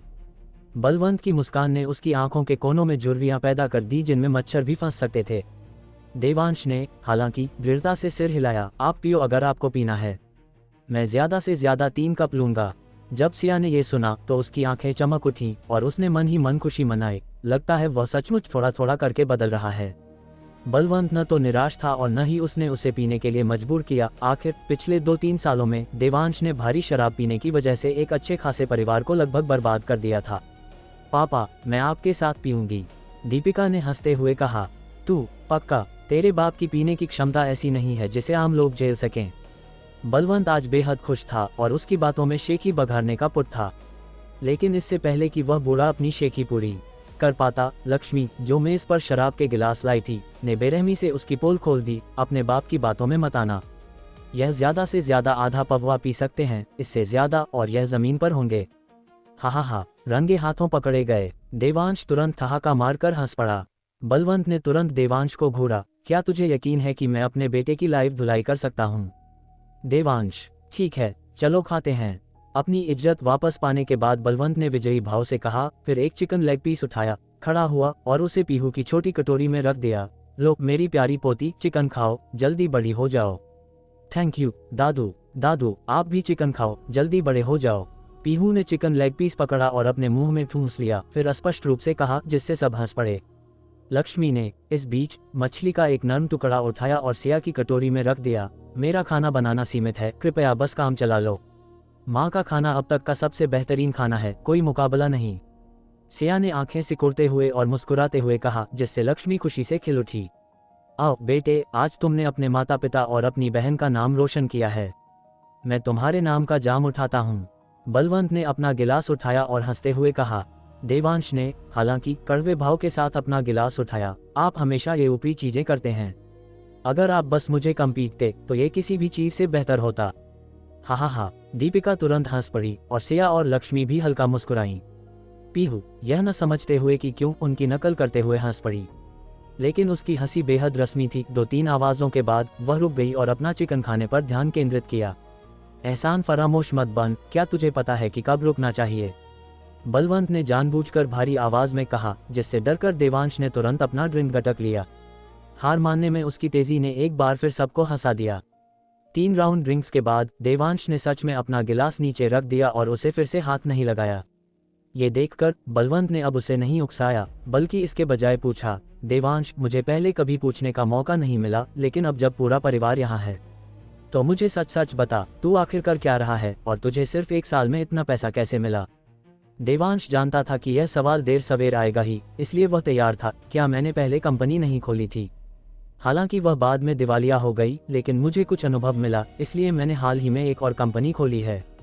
मैं मुंबई के कपूर ग्रुप के साथ सहयोग कर रहा हूँ, इसलिए जो पैसा मैं कमाता हूँ वह स्वाभाविक रूप से तेजी से आता है। मुंबई का कपूर ग्रुप? अरे बाप रे छोटे भाई, क्या ये कपूर परिवार का कपूर ग्रुप है? दीपिका की आंखें फैल गईं, देवांश को बड़े अविश्वास के साथ देख रही थी। मुंबई में कपूर परिवार के कपूर ग्रुप के अलावा क्या कोई दूसरा कपूर ग्रुप है? देवांश ने मुस्कुराते हुए पलटकर पूछा। ये सुनकर दीपिका ने तुरंत अपने लिए एक गिलास शराब डाली, फिर उसे देवांश की ओर बढ़ाया और कहा, छोटे भाई, मुझे खेद है। पहले मैंने बहुत ऊंचा बोल दिया था, और वो कुछ लातें जो मैंने तुम्हें मारी थी, तुम ठीक हो गए है न? देवांश रोने की कगार पर था। दीदी, रात हो चुकी है। अगर आपने थोड़ी देर और पूछा होता तो मेरे घाव पहले ही भर चुके होते। अपनी बेटी को अचानक देवांश के प्रति इतना विनम्र देखकर बलवंत ने तुरंत पूछा, क्या ये कपूर ग्रुप बहुत ताकतवर है? पापा, आप नहीं जानते, लेकिन जब तक आप मुंबई से हैं, चाहे लड़का हो या लड़की, जिस कंपनी में आप इस जिंदगी में शामिल होना चाहते हैं वह कपूर ग्रुप की कंपनियों में से एक है। न केवल लाभ अच्छे हैं, बल्कि परेशानी भी बहुत कम है। भाभी को ये गहराई से समझना चाहिए, दीपिका ने समझाया। सिया को उम्मीद नहीं थी कि बात उसकी तरफ मुड़ जाएगी, इसलिए उसने जल्दी से सिर हिलाया। वाकई ऐसा ही है। और कपूर ग्रुप का कुल बाजार मूल्य 1 लाख करोड़ 100 अरब से ज्यादा बताया जाता है, जो इसे पूरी तरह से एक सुपर कंपनी बनाता है। अपनी बात खत्म करने के बाद उसने चुपचाप अपने दिल में कहा, मैं देवांश के लिए झूठ नहीं बोल रही हूँ, मैं बस कपूर ग्रुप का सच सच वर्णन कर रही हूँ। पूर्वजों, कृपया मुझे दोष न दें। 1 लाख करोड़ से ज्यादा? तौबा तौबा, उनका परिवार इतना पैसा कैसे खर्च कर सकता है? लक्ष्मी ने चौड़ी मुस्कान के साथ विस्मय जताया, ये कल्पना करने में असमर्थ कि वह कितना पैसा होगा। दीपिका ने जारी रखा, तो उनकी कंपनी के साथ एक सहयोग से करोड़ों कमाना मुश्किल नहीं है। साथ ही उनके कपूर परिवार की यंग मिस मुंबई में नए उभरते सियांश ग्रुप को भी नियंत्रित करती है। 2 मजबूत ताकतों के मिलने से उनकी शक्ति बस अविश्वसनीय है। बलवंत ने सिर हिलाया, साफ तौर पर राहत महसूस करते हुए। चूंकि तुम दोनों ऐसा कह रही हो तो मुझे तसल्ली है। मुझे बस डर था कि यह बच्चा गलत रास्ते पर न चला जाए और फिर उसे पकड़ लिया जाए और फांसी दे दी जाए, तब मैं सच में चैन से नहीं मर पाता। पापा, आप निश्चिंत रह सकते हैं। भाभी उस पर नजर रख रही हैं, भले ही वह पहले कितना भी बड़ा आवारा क्यों न रहा हो, अब वह बदल गया है। आप अभी भी किस बात की चिंता कर रहे हैं? दीपिका ने मुस्कुराते हुए कहा। इसके अलावा अगर वह वाकई सही रास्ते पर नहीं होता तो क्या वह अभी यहाँ बैठकर खाना खा रहा होता? क्या गांव के छोर पर मौजूद उन सैनिकों ने उसे पहले ही गिरफ्तार नहीं कर लिया होता? आप पापा बस बेकार की चिंता करना छोड़ दें। ठीक है, जब तक वह भटका नहीं है तब तक ठीक है। मैं आखिरकार राहत की सांस ले सकता हूँ। बलवंत ने सिर हिलाया, स्पष्ट रूप से दीपिका के स्पष्टीकरण से संतुष्ट था। अपने दिल पर से भारी पत्थर हटने के बाद एक हल्का महसूस कर रहे बलवंत ने तुरंत अपने लिए एक गिलास शराब डाली और उसे पी गया, असीम आसानी और स्पष्टता महसूस करते हुए। ये देखकर कि इस मामले को कितनी आसानी से रफा दफा कर दिया गया, देवांश थोड़ा हैरान था। इस तरह से देखा जाए तो रिया कपूर पूरी तरह से बेकार नहीं है, देवांश ने मन ही मन गर्व से सोचा। ये देखकर बलवंत ने तुरंत चेतावनी दी, ओए छोकरे, घमंड मत करना और लापरवाही से काम मत करना। यह मत सोच कि सिर्फ इसलिए कि तेरे पास कुछ सड़े हुए पैसे हैं तू इधर उधर गड़बड़ कर सकता है। मैं तुझे बता रहा हूँ, तू कितना भी कमा ले, तुझे ईमानदारी से इसे सिया को सौंपना होगा। अब से परिवार के सारे पैसे वही संभालेगी, समझा? देवांश थोड़ा लाचार था। मैं चाहूंगा कि वह इसे संभाले, लेकिन वह नहीं चाहती। जैसे ही सिया ने यह सुना, वह जान गई कि यह आदमी उसके माता पिता के अधिकार का इस्तेमाल करके उस पर दबाव बनाने की कोशिश कर रहा है, ताकि जबरदस्ती उनके बीच और संबंध बनाए जा सकें। खासकर यह पैसा, अगर उसने एक बार उसका पैसा स्वीकार कर लिया तो बाद में खुद को अलग करना सचमुच असंभव होगा। इसलिए उसने जल्दी से मना कर दिया। पापा, वह अब बड़ा बिजनेस कर रहे हैं और उन्हें बहुत सारी वर्किंग कैपिटल कार्यशील पूंजी की जरूरत है। अगर यह सब मेरे हाथों में फंस गया तो निश्चित रूप से देरी होगी। बलवंत ने ये सुना और थोड़ा अनिश्चित था, इसलिए उसने दीपिका की ओर देखा। उसे सिर हिलाते देख उसने फिर कहा, ऐसा है क्या? खैर, तुझे फिर भी एक हिस्सा अलग रखना होगा और सिया को देना होगा। ऐसा तो नहीं हो सकता कि तुझे बिल्कुल भी मुनाफा न हो, है न? देवांश मूल रूप से दीपिका के काम बिगाड़ने की शिकायत कर रहा था, लेकिन अब बलवंत को ऐसा कहते सुन उसने तुरंत सहमति में सिर हिला दिया। सिया अभी भी मना करना चाहती थी, लेकिन बलवंत ने अंतिम फैसला सुनाया। ठीक है, यह मामला तय हो गया। सिया, तुम्हें अब और मना करने की जरूरत नहीं है। बस उसके पैसे ले लो और खुलकर खर्च करो, उसके लिए मत बचाओ। ये सब उसका तुम पर उधार है। आपके पापा सही कह रहे हैं। मैं सहमति में दोनों हाथ उठाता हूँ। देवांश ने अपने हाथ उठाते हुए कहा। पीहू, जिसने अपने चिकन लेग पीस को हड्डी तक चबा लिया था, ने भी दोनों हाथों से हड्डी पकड़ी और स्पष्ट रूप से कहा, आपके पापा सही कह रहे हैं। मैं भी सहमति में दोनों हाथ उठाती हूँ। ये देखकर सिया ने मेज से एक और चिकन लेग पीस उठाया और उसे पीहू के मुंह में ठूंस दिया, खींचते हुए बोली, अपना चिकन खाओ। इस पर दीपिका फिर बोली, देवांश और सिया से पूछते हुए, अरे वैसे मुंबई में क्या आपने नॉर्थ मुंबई के गुरु देवांश के बारे में सुना है? अरे नहीं, अब उन्हें महाराष्ट्र के गुरु देवांश कहा जाना चाहिए। सिया ने कड़वी मुस्कान के साथ कहा, गुरु देवांश का नाम अब पूरे महाराष्ट्र में जाना जाता है। मुंबई में होने के नाते जो उनका मूल स्थान है, हम स्वाभाविक रूप से किसी और की तुलना में उनके बारे में ज्यादा सुनते हैं। तो क्या आप उनसे मिले हैं और क्या आप उनसे ऑटोग्राफ मांग सकते हैं? आप नहीं जानते, लेकिन मैं अपने उस रिश्तेदार की बहुत बड़ी फैन हूँ। दीपिका ने चमकती आंखों से कहा। सिया ने सिर हिलाया, हम इतने महान व्यक्ति से कैसे मिल सकते हैं? और मुझे उम्मीद थी कि वे पीहू का इलाज कर सकते हैं, लेकिन मुझे उनकी तरफ से कोई जवाब नहीं मिला। अफसोस। सिया की लंबी आह ने देवांश का दिल लगभग तोड़ ही दिया। वह सचमुच सिया को बताना चाहता था कि वह ही गुरु देवांश है, लेकिन उसमें हिम्मत नहीं थी। उसे डर था कि जैसे ही वह बोलेगा, सिया उससे पीहू का इलाज करने के लिए कहेगी। लेकिन अपनी मौजूदा साधना के साथ वह वास्तव में उसका इलाज नहीं कर सकता था। अगर सिया को पता चला कि गुरु देवांश पीहू का इलाज नहीं कर सकते, तो वह शायद अब से भी ज्यादा दुखी और निराश होगी। अपने विकल्पों को तौलने के बाद देवांश ने चुप रहना ही चुना। क्या ये गुरु देवांश जिसके बारे में तुम बात कर रही हो सच में इतना ताकतवर है? वह तो मेरे बेटे से भी ज्यादा होनहार लगता है। बलवंत ने थोड़े नशे में पूछा, उसके शब्द गर्व और आत्मसंतोष से भरे थे। पापा, आप क्या सोच रहे हैं? आप देवांश की तुलना उनसे कैसे कर सकते हैं? गुरु देवांश के सामने देवांश बस कचरा है। ओके।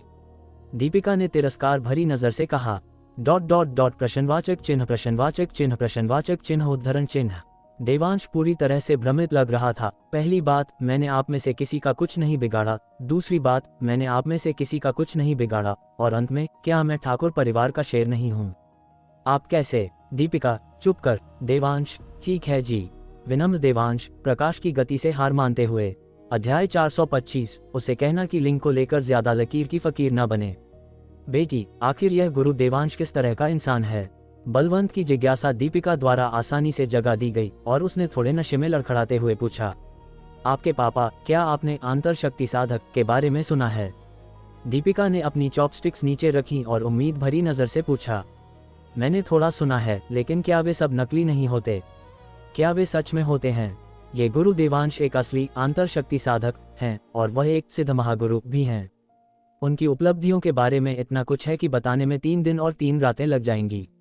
दीपिका गुरु देवांश की सचमुच बहुत बड़ी प्रशंसक लग रही थी। जैसे ही उसने उनके बारे में बात की, वह ऊर्जावान हो गई और शराब के नशे में उसने गुरु देवांश के प्रसिद्धि की ओर बढ़ने की कहानी सुनाना शुरू कर दिया, पूरे महाराष्ट्र को एक करने तक। वह इतना सजीव और जीवंत बोल रही थी जैसे उसने खुद इसे देखा हो, जिससे देवांश को थोड़ा संदेह होने लगा कि क्या उसने वास्तव में वो सब किया था जिसे वह बड़ा चढ़ाकर बता रही थी। क्या भीमा ने सच में एक ही वार में कंक्रीट का फर्श तोड़ दिया था?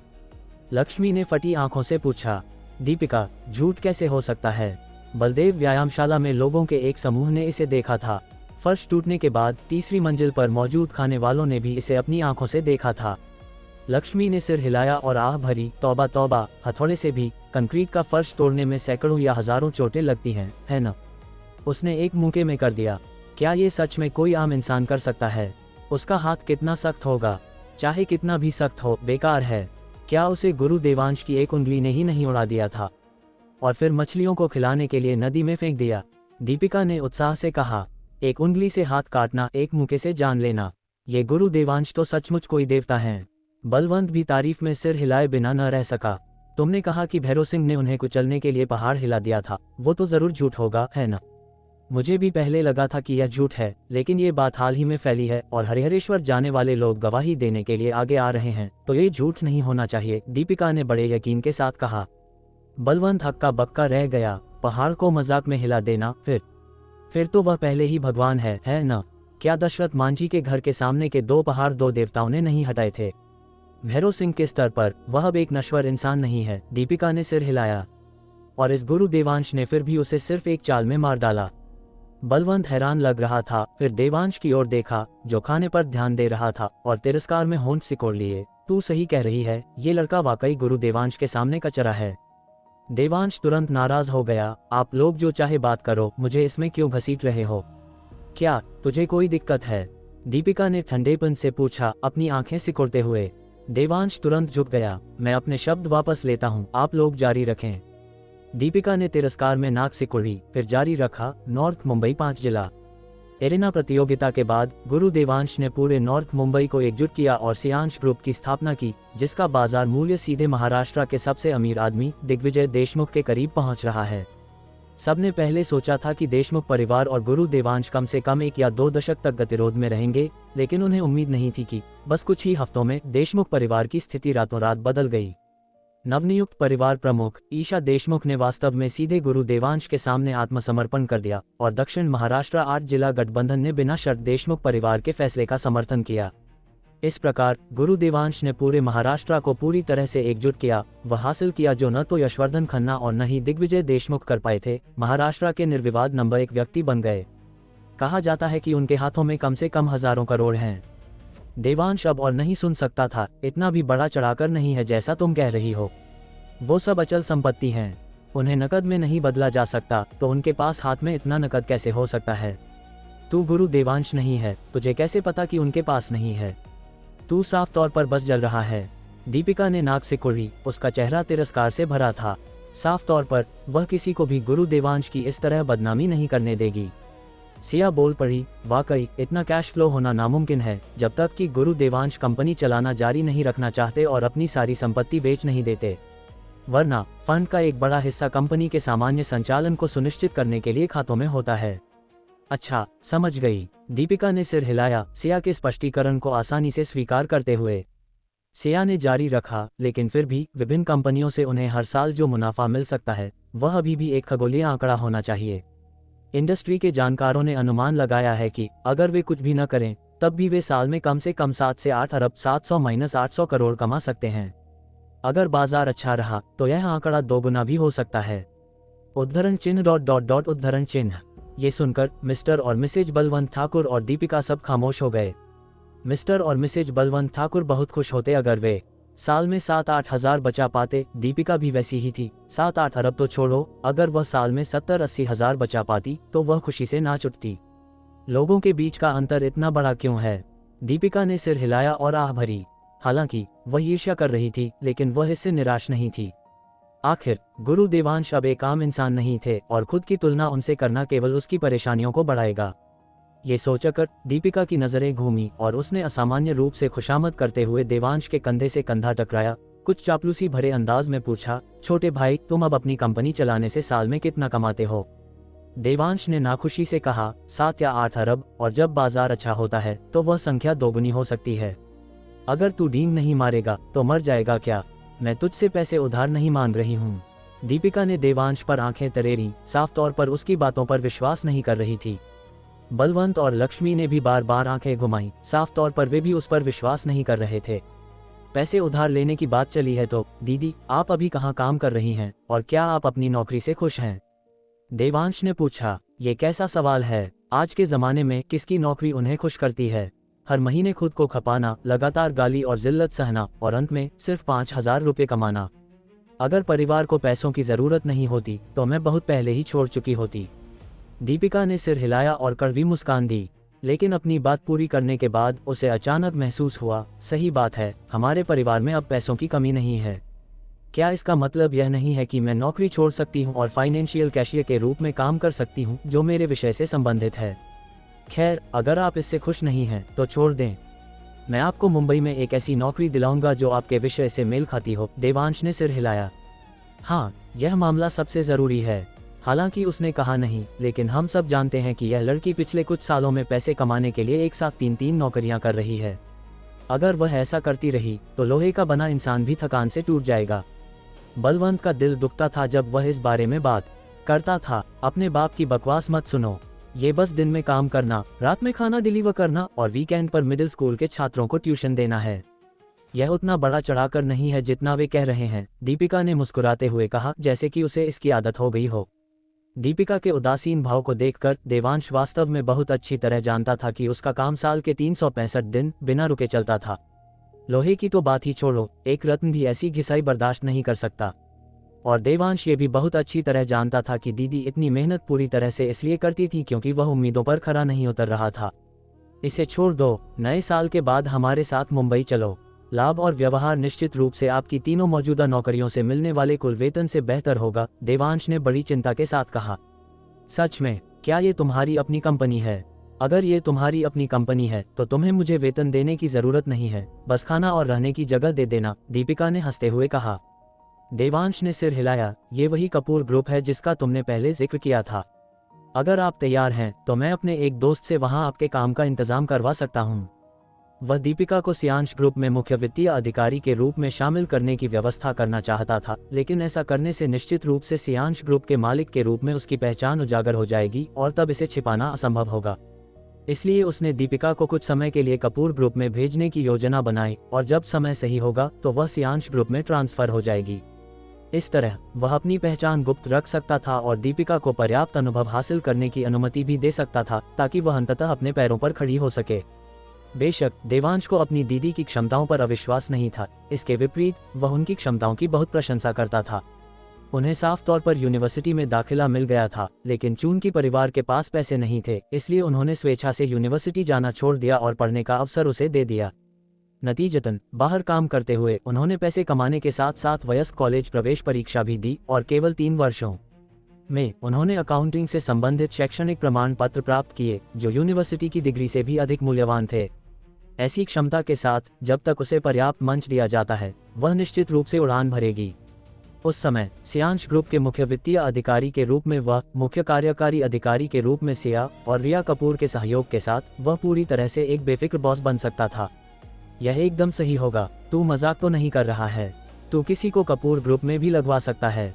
ये तेरा दोस्त कौन है, लड़का या लड़की, सिंगल है?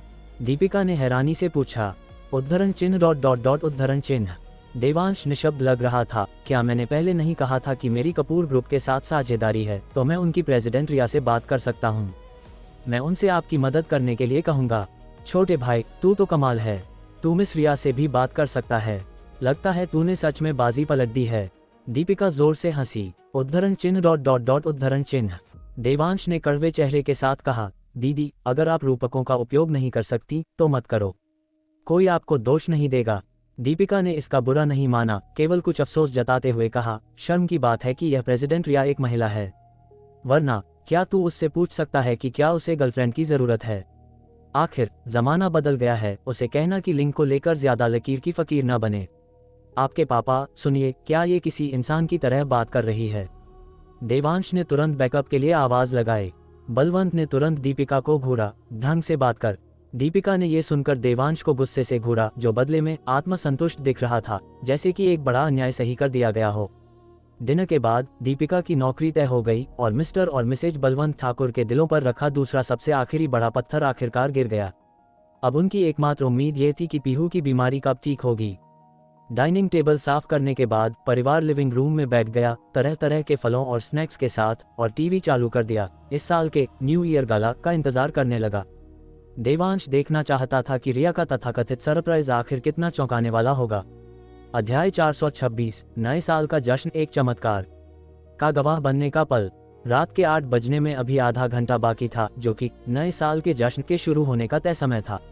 नागपुर गांव के हर छोटे बड़े घर में देवांश ठाकुर के परिवार की तरह ही बाकी परिवार भी अंगीठी के पास बैठे थे, नए साल के जश्न का कार्यक्रम देखने के लिए पूरी तरह तैयार। पिछले कुछ सालों में इस वक्त नागपुर गांव का हर घर उन तमाम छोटी बड़ी घटनाओं पर चर्चा कर रहा होता था जो पिछले एक साल में गांव में घटी थीं। उस समय उनकी बातों का केंद्र स्वाभाविक रूप से ठाकुर परिवार हुआ करता था और वे देवांश ठाकुर को एक बुरी मिसाल के तौर पर इस्तेमाल करते थे, अपने बच्चों को चेतावनी देते हुए कि इस जीवन में कभी जुआ मत खेलना, वरना उनका परिवार बर्बाद हो जाएगा और बिखर जाएगा। इस बार भी उनकी बातों का केंद्र ठाकुर परिवार ही था, लेकिन बलवंत ठाकुर और उनकी पत्नी के प्रति उनकी पुरानी सहानुभूति अब ईर्ष्या में बदल चुकी थी और देवांश ठाकुर पूरी तरह बदल चुका था। अब वह उन नौजवानों के लिए एक आदर्श बन गया था। लोग अपने बच्चों से कह रहे थे कि वे देवांश से कुछ सीखें और नए साल के बाद उसके परिवार से जाकर मिलें, शायद उसके नीचे कोई अच्छी नौकरी मिल जाए। पूरे नागपुर गांव में इसी माहौल के बीच समय धीरे धीरे बीतता गया और आखिरकार इस साल के जश्न की उल्टी गिनती का वक्त आ गया। उल्टी गिनती को देखते हुए, जिसे अभी भी एक शराब कंपनी प्रायोजित कर रही थी, देवांश की भौहें थोड़ी सिकुड़ गईं। ऐसा लग रहा था कि रिया कपूर वास्तव में इस उल्टी गिनती के लिए नामकरण अधिकार हासिल करने में विफल रही थी। लेकिन अगर यह विज्ञापन नहीं था तो फिर इसे जश्न में कैसे शामिल किया जा सकता था? वह अलीपे, वीचैट या टिकटॉक की तरह लाल लिफाफे तो नहीं बांट सकती थी जिससे विज्ञापन के लिए लगभग कोई जगह नहीं बचती। ये सोचकर देवांश और भी अधिक उत्सुक हो गया। जश्न के संगीत के बीच कई एंकर एक के बाद एक दिखाई दिए और देवांश का फोन, मानो उसमें कोई मोटर लगी हो, जोर जोर से थरथराने लगा। यह कोई कॉल की घंटी नहीं थी, बल्कि लगातार आ रहे संदेशों की बाढ़ थी। देवांश ने अपना फोन उठाया, उस पर एक सरसरी नजर डाली और देखा कि यशवर्धन खन्ना, रिया कपूर, विक्रमजीत सिंह, मीरा नायर और उनकी बहनें गगन वर्मा, रोहन देशमुख, कुणाल शाह, मास्टर वाघ, बाबा कालभैरव, जगदीश कपूर, संजय कपूर, ईशा देशमुख, कशिश खन्ना, वेदिका जेठमलानी और यहाँ तक कि अमृता नायर, गायत्री देवी और कई अन्य लोगों की ओर से ठीक समय पर भेजे गए बधाई संदेशों की झड़ी लगी थी। इन लोगों में से देवांश ने कई लोगों के नाम सेव भी नहीं किए थे। जब उसने संदेशों पर क्लिक किया और उन्होंने अपना परिचय दिया, तब जाकर देवांश को पता चला कि यह संदेश किसने भेजा है।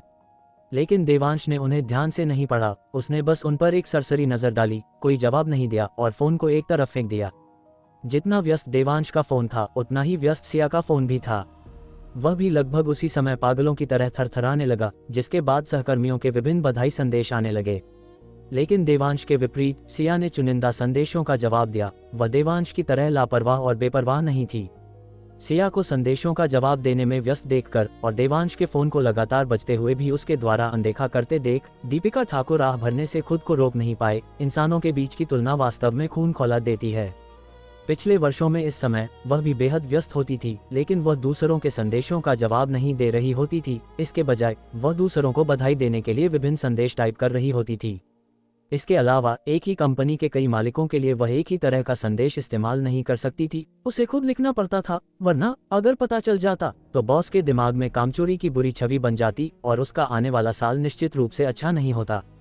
वह कल्पना भी कर सकती थी कि उसके पूर्व वरिष्ठ और बॉस उसके संदेश प्राप्त करने पर निश्चित रूप से उन्हें वैसे ही नजरअंदाज कर देंगे जैसे सिया कर रही थी, और फिर केवल उन्हीं को जवाब देंगे जिन्हें वे जरूरी समझेंगे।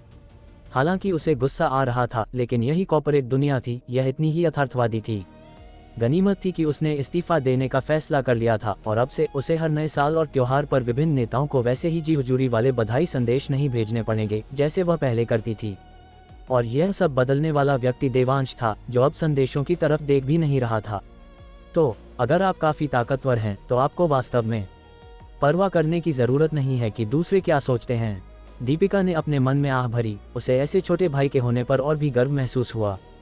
देवांश सोफे पर पीछे की ओर झुक गया, छोटी पीहू को अपने पेट पर बिठा लिया और टीवी को ध्यान से देखते हुए संतरा छीलने लगा, जिसे वह सिया, अपनी बेटी और खुद को खिला रहा था। सिया संदेशों का जवाब देने में व्यस्त थी, इसलिए जो भी उसे दिया गया उसने खा लिया। पीहू टीवी देखने में मग्न थी, लेकिन खाने के बाद भी वह देवांश के अंगूठे को पकड़ना और उसे अपने मुंह में डालना नहीं भूली। उस गर्मजोशी भरे नज़ारे ने दीपिका और बुजुर्ग दंपति को एक पल के लिए अविश्वास में डाल दिया। उन्हें इस साल एक बात विशेष रूप से अजीब लगी। हालांकि बाहर बर्फ की एक मोटी परत जमी थी, जिससे बहुत ठंड होनी चाहिए थी, लेकिन उन्हें घर के अंदर जरा भी ठंडक महसूस नहीं हो रही थी। वास्तव में उन्हें ठंड से बचने के लिए अपने पैरों को हीटर वाले टेबल में डालने की भी जरूरत नहीं थी। प्रेम हो तो पानी भी गुनगुना लगता है। ऐसा लगता है कि पूर्वजों का ज्ञान वास्तव में गहरा है। देवांश जश्न के कार्यक्रम को ध्यान से देख रहा था, लेकिन 1 घंटे से अधिक समय तक देखने के बाद भी निर्मल जल का विज्ञापन तो दूर, उसने एक भी विज्ञापन नहीं देखा था। यहाँ तक कि मेहमानों की सीटों पर रखी वस्तुओं को भी देवांश ने बारीकी से देखा था, लेकिन फिर भी कुछ नहीं मिला। उसका फोन, जो पहले बेहद व्यस्त था, अब कब का शांत हो चुका था। वहां शांति से पड़ा था, मानो सो गया हो।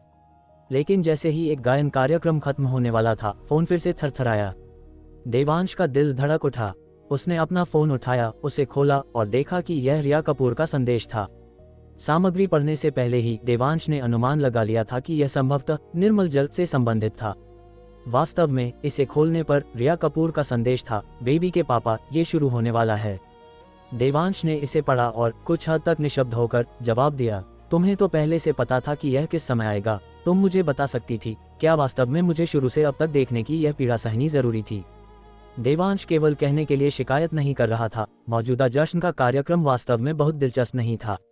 अगर वह निर्मल जल के विज्ञापन का इंतजार नहीं कर रहा होता तो वह लगभग सो ही गया होता। तुम मुझ पर गलत इल्जाम लगा रहे हो, मुझे केवल कार्यक्रमों की सूची पता है, मुझे यह नहीं पता कि यह किस समय आएगा।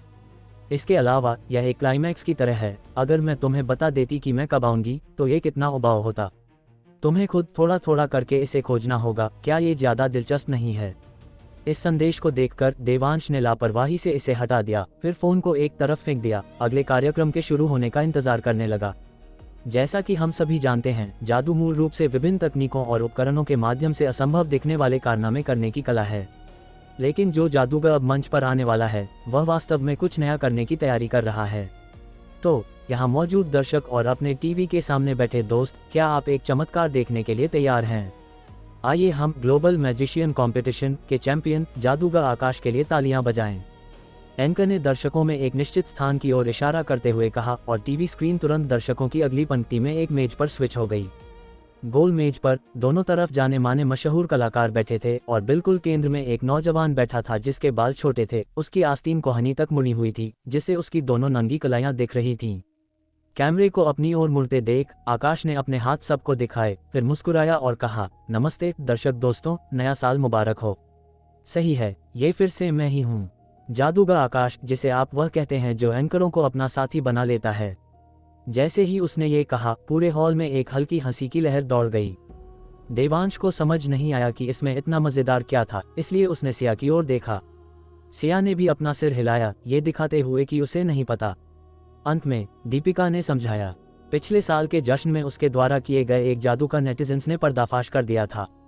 उसने एक महिला सेलिब्रिटी के साथ मिलकर दर्शकों की आंखों में धूल झोंकी थी, इसलिए हर कोई कहता है कि उसने एंकर को अपना साथी बना लिया। समझाने के बाद दीपिका ने पूछा, क्या तुम दोनों ने पिछले कुछ वर्षों में नए साल का जश्न नहीं देखा है? जैसे ही शब्द उसके मुंह से निकले, उसे पछतावा हुआ, क्योंकि देवांश के पिछले व्यवहार को देखते हुए नए साल की पूर्व संध्या पर शायद हंगामा ही होता था, तो उसे टीवी देखने का समय कैसे मिल सकता था। इसका अंदाजा पीहू के मौजूदा हाव भाव से लगाया जा सकता था, जो टीवी को बड़ी उत्सुकता से घूर रही थी। देवांश ने एक अजीब सी मुस्कान दी, कोई जवाब नहीं दिया और टीवी देखता रहा। एक पल के लिए खुद का मजाक उड़ाने के बाद आकाश मुद्दे पर आया। आज जो जादू मैं आप सभी के लिए करने जा रहा हूँ, उसमें मेरे पास इस छोटी सी चीनी मिट्टी की शीशी के अलावा कोई और उपकरण नहीं है। बोलते हुए आकाश ने अपनी जेब से एक छोटी चीनी मिट्टी की शीशी निकाली और उसे गोल मेज पर रख दिया। जैसे ही यह शीशी बाहर निकाली गई, बाईं ओर बैठी एक महिला सेलिब्रिटी धीमी आवाज में कहने से खुद को रोक नहीं पाई, वाह कितनी सुंदर शीशी है, ऐसा लग रहा है जैसे दक्षिण की कोई सुंदरी साड़ी पहने खड़ी हो। जब उसने ये कहा तो किसी ने उसे साथी नहीं कहा, क्योंकि बाकी सभी को भी ऐसा ही महसूस हुआ। वे बस एक पल धीमे थे और उन्होंने इसे जोर से नहीं कहा था। शीशी को देखते ही देवांश की आंखों में चमक आ गई। उसने पहले ही रिया कपूर की योजना का अनुमान लगा लिया था और इसे समझते हुए देवांश मन ही मन आह भरने से खुद को नहीं रोक सका। वाकई एक बिजनेस जीनियस है जो ऐसा तरीका खोज निकाला। इसलिए पहली बार उसने सक्रिय रूप से अपना फोन उठाया, रिया कपूर को ढूंढा और उसे एक संदेश भेजा, बधाई हो, आज रात के बाद निर्मल जल पूरी तरह बिक जाएगा। मजाक बंद करो, शो पर ध्यान दो। रिया कपूर एक बार के लिए असामान्य रूप से गंभीर थी। देवांश ने अपना फोन छोड़ दिया और शो देखना जारी रखा। महिला सेलिब्रिटी की टिप्पणी का सामना करते हुए आकाश सुनकर मुस्कुराया, उस पर ज्यादा ध्यान नहीं दिया और व्यवस्थित रूप से प्रदर्शन करना जारी रखा। सब लोग, इस शीशी को देखिए, क्या ये देवी के हाथ में मौजूद अमृत कलश जैसी नहीं लगती? हा हा हा, बिल्कुल नहीं, है ना? लेकिन क्या आप विश्वास करेंगे कि इस शीशी के अंदर जो है उसका प्रभाव बिल्कुल अमृत जैसा है, जो सभी घावों को भरने में सक्षम है। हाँ, मुझे पता है कि आप भी विश्वास नहीं करेंगे, तो अब एक चमत्कार देखने का समय है। ये देखकर दीपिका ने तुरंत तिरस्कार में होंठ सिकुड़े और खुलासा किया, ये निश्चित रूप से एक और चाल है जहां वह किसी को यादृच्छिक रूप से चुनने का नाटक करता है, लेकिन वास्तव में वह पहले से तय किया हुआ साथी होता है। फिर कुछ हेरफेर के बाद वह पहले से तैयार घावों को मिटा देगा या ऐसा ही कुछ, और साथ ही आश्चर्यचकित होने का नाटक करेगा। वाह, इसने वास्तव में घाव भर दिया। ये सुनकर सिया ने सिर हिलाया। दीदी, आपकी पारखी नज़र तेज है, मैं आपका समर्थन करती हूँ। हालांकि दीपिका और सिया के आश्चर्य के लिए आकाश ने अपने साथ सहयोग करने के लिए यादृच्छिक रूप से किसी दर्शक को नहीं ढूंढा, बल्कि सीधे मुस्कुराया और कहा, मुझे पता है कि हर कोई शायद यही सोचेगा कि मैं किसी ऐसे व्यक्ति को ढूंढूंगा जो यादृच्छिक लगे लेकिन वास्तव में एक तय किया हुआ साथी हो, लेकिन इस बार यह एक अपवाद है। इस बार हम सीधे इसका उपयोग करेंगे। जैसे ही उसकी आवाज़ धीमी हुई, एक स्टाफ सदस्य मंच के एक तरफ से एक ट्रे ले जाते हुए दिखाई दिया, जिसमें कई अलग अलग प्रकार की जानवरों की खाल और एक चाकू और कांटा था। अध्याय 427, कृपया विज्ञान पर विश्वास करें। आर्यन, मैं तुमसे पूछता हूँ, क्या तुम इन सभी चीज़ों को पहचानते हो? आकाश ने प्लेट पर रखी वस्तुओं की ओर इशारा करते हुए अपने बगल में बैठे पुरुष सेलिब्रिटी से पूछा। इसमें क्या मुश्किल है? ये सूअर की चमड़ी है, यह मछली की खाल है, और ये गाय का चमड़ा होना चाहिए, बिल्कुल वैसा ही जैसा तुमने अभी कहा था। पुरुष सेलिब्रिटी ने मुस्कुराते हुए कहा, जिससे दर्शक हंस पड़े। तो क्या तुम कह रहे हो कि मैंने अभी जो कुछ भी कहा वह सिर्फ दीन थी? आकाश ने न समझने का नाटक किया और जानबूझकर पूछा। क्या ये पूछने की भी जरूरत है? आर्यन ने कंधे उचकाए। अगर किसी भी नुकसान की भरपाई वास्तव में की जा सकती तो ये जादू नहीं बल्कि कोई मंत्र होता। हा। जैसे ही ये शब्द बाहर आए, दर्शकों में हंसी का एक और दौर चल पड़ा। आकाश को गुस्सा नहीं आया, इसके बजाय उसने आर्यन को आमंत्रित करने का इशारा किया। चूंकि आर्यन को मेरे जादू पर संदेह है, तो कृपया आर्यन, चाकू का उपयोग करके इन खालों पर एक गहरा कट लगाओ, कैसा रहेगा? अगर मैं इसे काटने में तुम्हारी मदद करूं, तो क्या लोग यह नहीं कहेंगे कि मैं तुम्हारा साथी हूं? आर्यन ने मुस्कुराते हुए पूछा, यहाँ तक कि एक चिंतित अभिव्यक्ति भी बना ली। संभव है। हा, आकाश हंसा। तो जब तुम काटते हो तो जितना हो सके उतना बेतरतीब ढंग से काटो, इस तरह तुम साथी होने के संदेह को कम कर सकते हो। अच्छा विचार है। आर्यन ने सिर हिलाया और कहा, फिर मेज पर रखा चाकू और कांटा उठाया और प्लेट पर रखी विभिन्न खालों को बेरहमी से काट दिया। और संदेह को कम करने के लिए आर्यन ने वास्तव में कोई दया नहीं दिखाई। उसने सीधे सूअर की चमड़ी में एक क्रॉस काटा, मछली की खाल को आधा कर दिया, और जहां तक गाय के चमड़े के आखिरी टुकड़े का सवाल था, क्योंकि वह बहुत सख्त था, उसने उस पर दर्जनों कट लगाए, उसे बुरी तरह से क्षतिग्रस्त कर दिया। काटने के बाद आर्यन ने चाकू और कांटा नीचे रख दिया, उम्मीद के साथ आकाश की ओर देखा। जबकि आकाश ने अपनी भौहें सिकोड़ ली, आर्यन को एक नाराजगी भरे भाव से देखा। आकाश ने गहरी सांस ली, फिर पूछा, आर्यन, क्या तुम मेरे शो को बर्बाद करने के लिए यहाँ आए हो? जैसे ही ये शब्द बाहर आए, पूरा दृश्य फिर से हंसी से गूंज उठा। न केवल सेट पर, बल्कि ठाकुर परिवार के लिविंग रूम में भी दीपिका और अन्य लोग भी जोर से हंसने से खुद को नहीं रोक सके। आर्यन वास्तव में दर्शकों द्वारा साथी कहे जाने से बचने के लिए पूरी कोशिश कर रहा है, सिया ने दबी हुई हंसी के साथ कहा। दीपिका ने तो यहाँ तक दावा कर दिया, खाल को इस तरह काटे जाने के बाद आकाश का प्रदर्शन शायद एक शो दुर्घटना में बदलने वाला है। जरूरी नहीं, यह शायद स्क्रिप्ट का हिस्सा है। सिया ने अपना सिर हिलाया। टीवी पर आर्यन ने अपना हाथ उठाया और कहा, मैं पहले ही कह देता हूँ, रिहर्सल में ऐसा कोई खंड नहीं था, इसलिए मैं वास्तव में कोई साथी नहीं हूँ। बोलने के बाद आर्यन ने आकाश की ओर इशारा करते हुए अपना हाथ बढ़ाया और कहा, कृपया अपना प्रदर्शन शुरू करें। आकाश ने भी अपनी नाराजगी भरी अभिव्यक्ति को दूर किया और एक शीशी उठाई, कैमरे से कहा, मैंने पहले कहा था कि इस प्रदर्शन में हाथ की कोई सफाई या कोई अन्य छिपाने वाला उपकरण शामिल नहीं होगा। मैं यहीं सबके सामने एक चमत्कार करूंगा। बोलने के बाद आकाश ने शीशी का ढक्कन खोला, हर खाल के टुकड़े पर थोड़ा सा डाला और फिर कैमरे से कहा, ताकि कोई यह न कहे कि मैं धोखाधड़ी कर रहा हूँ, मैं अब मेज से दूर जाने वाला हूँ। कृपया डायरेक्टर जूम इन करें, सीधे इन खालों पर ध्यान केंद्रित करें और छवि को बड़ी स्क्रीन पर डालें ताकि दर्शक स्पष्ट रूप से देख सकें। ये कहने के बाद आकाश वास्तव में उठा और दूर चला गया, कैमरे के लिए अधिक जगह छोड़ दी। इस बिंदु पर टीवी स्क्रीन पर एक पिक्चर इन पिक्चर बन गया था, जिसमें से अधिकांश में डाइनिंग प्लेट का दृश्य दिखाई दे रहा था और केवल एक छोटा हिस्सा स्टूडियो की वास्तविक स्थिति दिखा रहा था। आर्यन और दूसरी तरफ की महिला सेलिब्रिटी दोनों उत्सुकता से करीब से देखने के लिए झुक गए। वह व्यक्ति, महिला सेलिब्रिटी, ने चुपचाप आर्यन से पूछा, क्या तुमने वास्तव में पहले इस हिस्से का रिहर्सल नहीं किया था? नहीं, हमने वास्तव में नहीं किया, इसीलिए मुझे अब पछतावा हो रहा है। मुझे पता था कि मुझे इतना कठोर नहीं होना चाहिए था, मुझे बस कुछ सामान्य कट लगाने चाहिए थे, आर्यन ने भी फुसफुसाते हुए कहा। उन्होंने सोचा कि उनकी आवाज़ बहुत धीमी है, लेकिन उन्हें उम्मीद नहीं थी कि पास के कैमरे ने उनके सभी शब्दों को पकड़ लिया, जिससे पूरे देश के दर्शकों को उन्हें सुनने की अनुमति मिल गई। दीपिका ने इसे सुना और उत्सुकता से सिया से पूछा, क्या ये भी स्क्रिप्ट का हिस्सा है? मुझे यकीन नहीं है, लेकिन ये बिल्कुल वैसा नहीं लग रहा है, क्योंकि लाइव ऑडियंस ने शायद नहीं सुना कि वे क्या कह रहे थे, सिया ने अपनी राय दी। और तभी दीपिका ने अचानक टीवी स्क्रीन की ओर इशारा किया, उसकी आंखें चौड़ी हो गईं और चिल्लाई, देखो सब लोग, सुअर की चमड़ी वास्तव में ठीक होने लगी है। अरे बाप रे, मछली की खाल भी, और गाय का चमड़ा भी।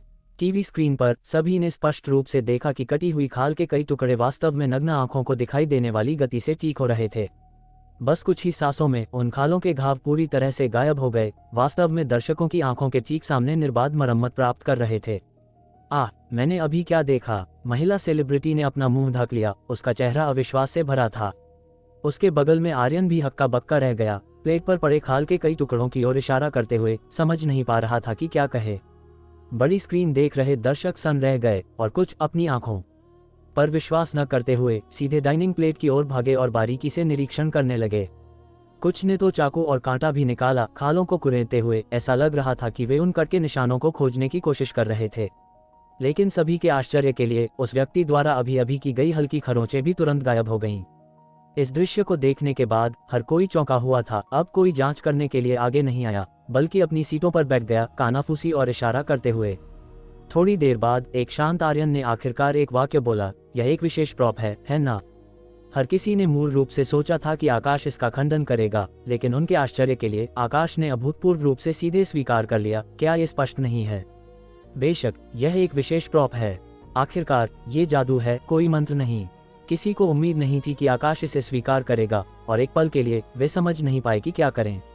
नेटिजन्स, सामान्य दिनचर्या के अनुसार क्या तुम्हें इसका खंडन नहीं करना चाहिए? और फिर हम हर तरह की अटकलें और खुलासे शुरू कर देते। तुम्हारे सीधे स्वीकार करने से हमारे लिए बहुत मुश्किल हो गई है। 1 मिनट रुको। आर्यन ने सीधे अपनी बाईं बांह की आस्तीन ऊपर खींची और आकाश से कहा, जैसा कि सभी जानते हैं, मुझ पर यह निशान 10 साल से अधिक समय से है। यदि तुम इस निशान को भी हटा सको तो मैं मान जाऊंगा।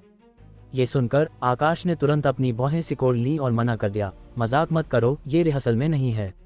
जल्दी करो, सबका समय बर्बाद मत करो, आर्यन ने आग्रह किया। आकाश ने अपने हाथ में शीशी हिलाए और कंधे उचकाए, कुछ नहीं बचा, मैंने अभी सब बाहर निकाल दिया। आर्यन ने बिजली की तरह तेजी से शीशी छीन ली, ढक्कन खोला और इसे अपनी बांह के निशान पर डाल दिया। साफ तौर पर आकाश झूठ बोल रहा था, शीशी में अभी भी तरल था। लेकिन आर्यन ने बल को अच्छी तरह से नियंत्रित नहीं किया और सब कुछ बाहर निकाल दिया। इस बार वास्तव में एक बूंद भी नहीं बची थी। इसे बाहर निकालने के बाद आर्यन ने कुछ नहीं छिपाया, उसने सीधे अपनी बांह कैमरे के नीचे रख दी, ये देखने के लिए इंतजार कर रहा था कि क्या होगा। इस बार कुछ सांसें भी नहीं लगी, बस 1 या 2 सेकंड में उसकी बांह का निशान बदलने लगा। सबसे पहले ये लाल हो गया, मानो निशान के नर्म ऊतक में फिर से प्राण ऊर्जा आ गई हो। फिर यह धीरे धीरे चपटा और हल्का होने लगा, अंततः आसपास की त्वचा जैसा हो गया। और पूरी प्रक्रिया में केवल 2 सेकंड लगे।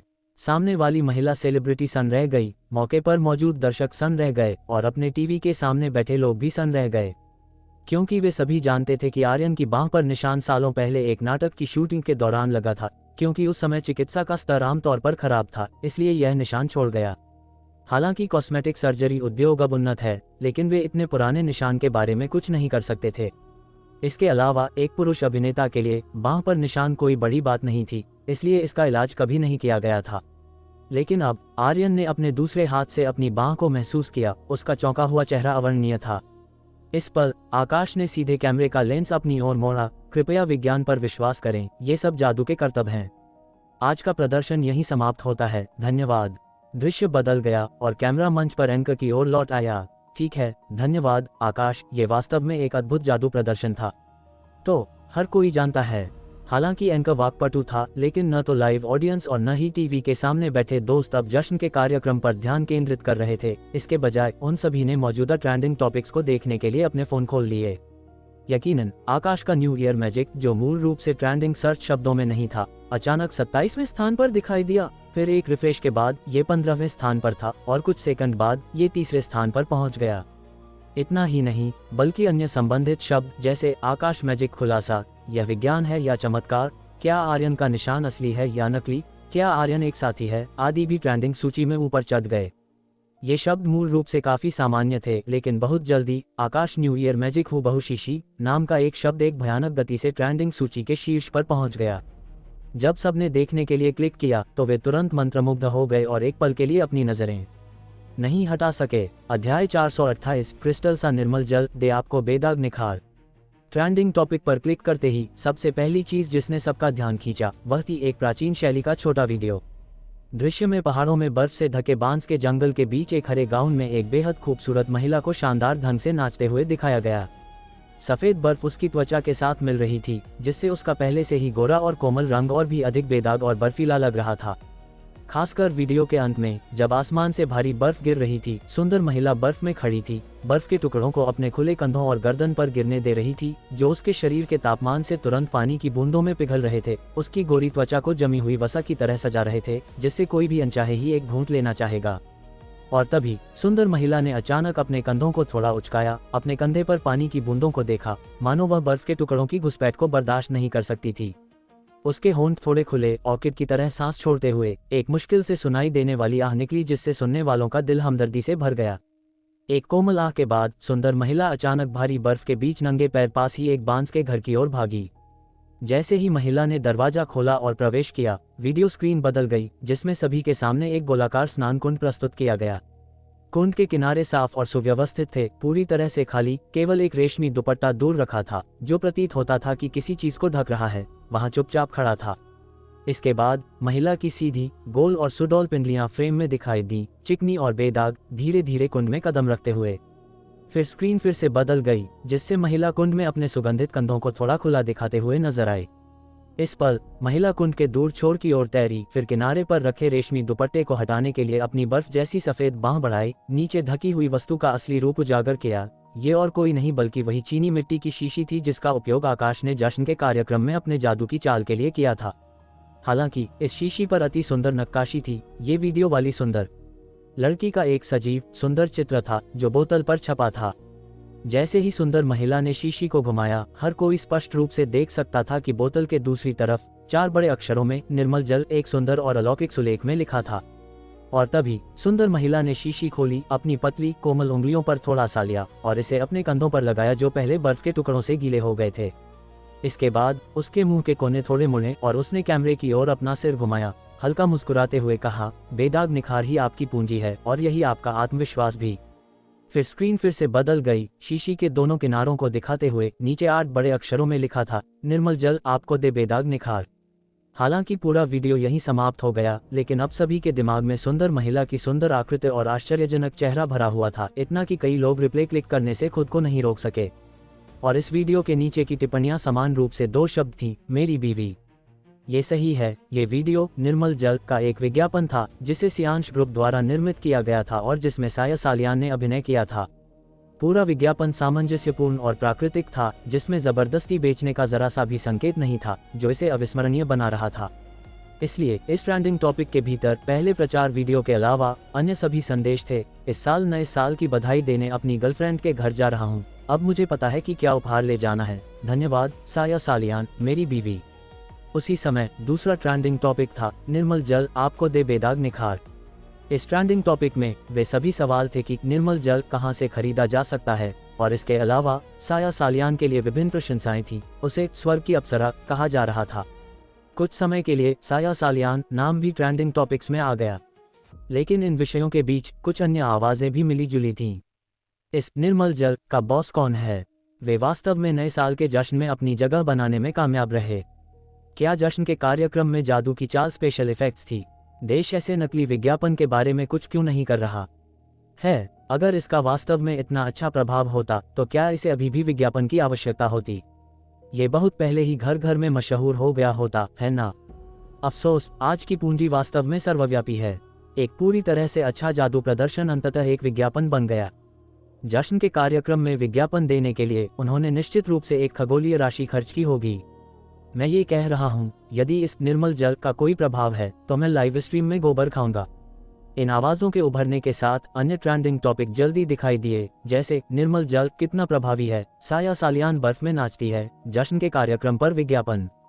संक्षेप में, आकाश के जादू प्रदर्शन के बाद मूल रूप से शांत ट्रेंडिंग टॉपिक अचानक अनगिनत नेटिजन्स से भर गए, जिससे ट्रेंडिंग टॉपिक सवाल लगभग कुछ समय के लिए क्रैश हो गया। नागपुर के एक पॉश रिहायशी इलाके में अपने माता पिता के साथ नए साल का खाना खाने के बाद साया सालियान टीवी के सामने बैठकर जश्न का कार्यक्रम देख रही थी। हालांकि रिया कपूर ने उसे बताया था कि इस साल का जश्न का कार्यक्रम देखने लायक है, फिर भी वह कोई दिलचस्पी नहीं जुटा पाए। अगले महीने के लिए उसकी ईएमआई अभी भी नहीं भरी गई थी, वह जश्न का कार्यक्रम देखने के मूड में कैसे हो सकती थी। हालांकि उसने सियांश एंटरटेनमेंट के साथ एक super first year celebrity contract sign किया था, लेकिन अगर कोई प्रायोजक उसे अभिनय या विज्ञापन के लिए काम पर रखने को तैयार नहीं था, तो उसे केवल सबसे बुनियादी वेतन मिलेगा और वह राशि उसकी ईएमआई को कवर करने के लिए पर्याप्त नहीं थी। इसके अलावा अगर कोई प्रायोजक उसे प्रमोट करने के लिए तैयार भी होता तो भी अभी नए साल का समय था और हर कोई घर पर आराम कर रहा था, इसलिए किसी भी काम का उसके पास आना असंभव था। एक सारांश के बाद उसने स्पष्ट रूप से महसूस किया कि इस नए साल के बाद महीने के 15वें दिन से पहले उसके परिवार को यहाँ से बाहर जाना होगा। ऐसी स्थिति का सामना करते हुए साया सालियान जश्न के कार्यक्रम को देखने के लिए खुद को कैसे शांत कर सकती थी। जश्न का कार्यक्रम शुरू होने के बाद उसके माता पिता के फोन व्यस्त हो गए। वे दोनों तेज गति से संदेशों के माध्यम से आशीर्वाद भेज रहे थे। अपने माता पिता की व्यस्तता की तुलना में साया सालियान बहुत अधिक खाली थी। 3 या 5 दोस्तों के बधाई संदेशों के अलावा उसे और कुछ नहीं मिला। इससे उसे पिछले नए साल का दृश्य याद आ गया, जब उसका फोन विभिन्न संदेशों से लगभग फटने वाला था। जब लोग चले जाते हैं तो चाय ठंडी हो जाती है। ये वास्तव में मनोरंजन उद्योग में पूरी तरह से प्रदर्शित होता है। साया सालियान ने मन ही मन आह भरी, फिर अपना फोन एक तरफ फेंक दिया। नुकसान की भावना और कोई उत्सव का माहौल न होने के साथ जश्न का कार्यक्रम देख रही थी। उसने खुद को थोड़ी देर देखने के लिए मजबूर किया, लेकिन अंततः जश्न के कार्यक्रम की बोरियत को बर्दाश्त नहीं कर सकी। फिर उसे नींद आने लगी, जैसे कि जश्न का कार्यक्रम कोई लोरी हो। लेकिन 9 बजे के ठीक बाद वह फोन के लगातार थरथराने से जाग गई। उसे जागा हुआ देखकर उसके पिता और मां ने उसे जल्दबाजी में बताया, तुम्हारा फोन थरथरा कर टुकड़े टुकड़े होने वाला है, जल्दी देखो क्या हो रहा है। साया सालियान थोड़ी हैरान थी। वह आधे साल से अधिक समय से खाली बैठी थी, अब उसे खोजने के लिए कौन इतना उत्सुक होगा। लेकिन जब उसने अपना फोन उठाया और स्क्रीन पर 99 जोड़ संदेशों की सूचनाएं देखीं, तो वह पल भर के लिए चकित रह गई। यहाँ तक कि उसे आश्चर्य हुआ कि क्या वह अभी भी सो रही है। क्या मैं सपना तो नहीं देख रही। साया सालियान ने अपनी जांघ पर चिकोटी काटी और जब उसे दर्द महसूस हुआ तो उसे एहसास हुआ कि वह सपना नहीं देख रही थी। इसलिए उसने अपना फोन अनलॉक किया और अपनी आंखों के सामने बधाई और चापलूसी के संदेश दिखाई दिए। साया दीदी, टॉप ट्रेंडिंग स्पॉट पाने पर बधाई। आपके सीने का निशान अब तक गायब हो गया होगा, है ना? जब आप लोकप्रिय हो जाएं तो अपनी छोटी बहन की मदद करना न भूलें। Top trending. साया, तुमने इस जश्न के कार्यक्रम में बड़ा बाजी मारी है। साया, क्या तुमने कंपनियां बदल ली हैं? तुमने दीदी को पहले क्यों नहीं बताया? क्या तुम्हारे पास वहां कोई अतिरिक्त निर्मल जल है? मैं लंबे समय से ऑनलाइन देख रही हूं और मुझे कोई नहीं मिला। साया, आपको और आपके परिवार को नया साल मुबारक हो। मैं निर्मल जल कहां से खरीद सकती हूं? क्या आप दीदी को पहले आंतरिक चैनलों के माध्यम से एक बॉक्स भेज सकती हैं? साया, मैं टिसोट इंटरनेशनल का प्रमुख हूँ। सबसे पहले बधाई। दूसरा, हमारी कंपनी के पास हाल ही में एक विज्ञापन का अवसर है, क्या आप इसे लेने पर विचार करेंगी? मिस साया, नमस्ते, मैं LV greater China south region का महाप्रबंधक हूँ। मैं पूछना चाहूँगा कि क्या आपके पास नए साल के बाद समय है? हमारी कंपनी आपके साथ एक विज्ञापन शेड्यूल करना चाहेगी। साया, मैं डायरेक्टर शर्मा हूँ। मेरे नए नाटक को अभी भी एक मुख्य अभिनेत्री की आवश्यकता है, क्या आप इसमें रुचि रखती हैं? मिस साया, हम इलियोर प्रोडक्शन टीम से हैं। हम जानना चाहेंगे कि क्या आपके पास हाल ही में कोई उपलब्धता है। ... इन संदेशों को देखते हुए साया सालियान ने अपनी बाहें सिकोड़ ली और एक अवास्तविक भावना ने उसे फिर से मारा, जिससे उसे अपनी जान पर एक बार फिर चिकोटी काटने के लिए मजबूर होना पड़ा, जिससे वह दर्द से कराह उठी। ये कैसे हो सकता है? क्या मैं पहले से ही सुर्खियों से बाहर नहीं थी? साया सालियान ने धीरे से बुदबुदाया। इससे पहले कि वह समझ पाती कि क्या हो रहा है, उसकी मां ने उत्साहपूर्वक अपना फोन उसे सौंप दिया। बेटी देखो, क्या इस विज्ञापन में तुम नहीं हो? स्क्रीन पर गिरती बर्फ में नाचती महिला को देखकर साया सालियान ये कहने से खुद को नहीं रोक सकी, मुझे उम्मीद नहीं थी कि तैयार होने के बाद यह इतना अच्छा दिखेगा। माँ, आपने इसे कहाँ देखा? उसकी माँ ने जवाब दिया, कुलकर्णी आंटी ने मुझे भेजा। उन्होंने कहा कि इंटरनेट अब तुम्हारे विज्ञापन से भरा हुआ है और यह पहले ही ट्रेंडिंग टॉपिक्स के शीर्ष पर पहुंच गया है। ये सुनकर साया सालियान ने जल्दी से ट्रेंडिंग टॉपिक्स खोले और शीर्ष 10 प्रविष्टियों से पूरी तरह से चौंक गई। लगभग हर एक किसी न किसी तरह उससे संबंधित थी। और जब उसने इन ट्रेंडिंग टॉपिक्स को मोटे तौर पर स्कैन किया तो उसे अचानक एहसास हुआ कि इस बार वह वास्तव में फिर से लोकप्रिय हो गई है। और यह सब निर्मल जल से उपजा था।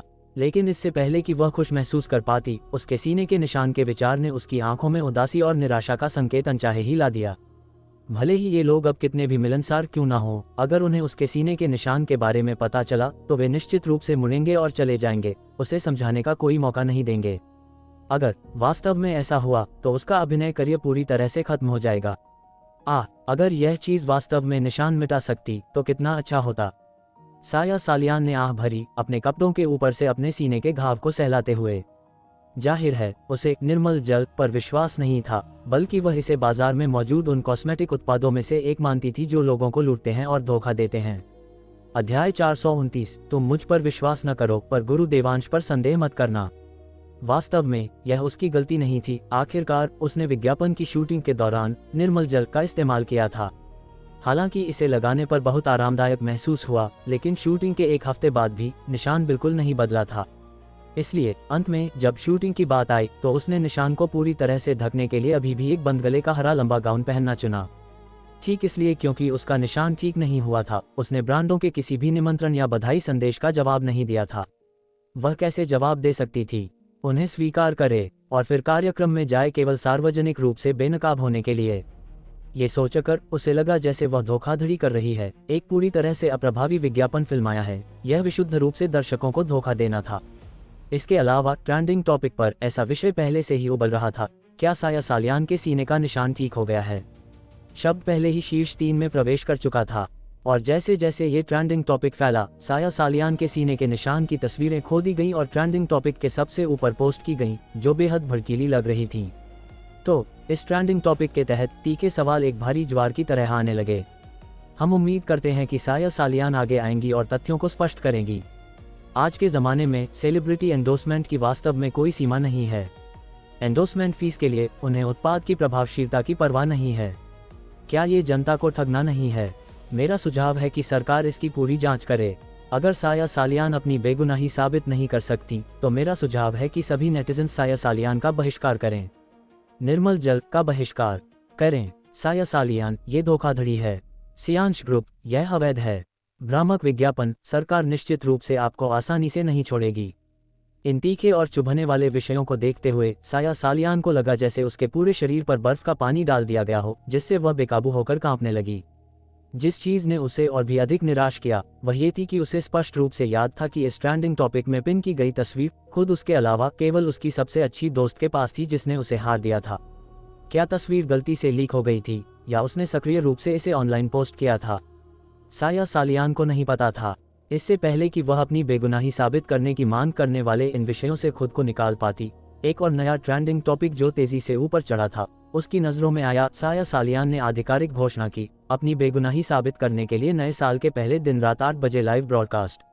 मैंने घोषणा की, मुझे पता भी नहीं चला। साया सालियान ने हड़बड़ी में टिकटॉक खोला और फिर देखा कि उसके टिकटॉक अकाउंट के नीचे वास्तव में एक छोटा वीडियो था जिसे डायरेक्टर ने कमर्शियल शूट के दौरान उसे रिकॉर्ड करने के लिए कहा था। सामग्री बहुत सरल थी। आप जो कुछ भी जानना चाहते हैं मैं आपको बताऊंगी। कल रात 8 बजे ट्यून इन करें, इसे मिस न करें।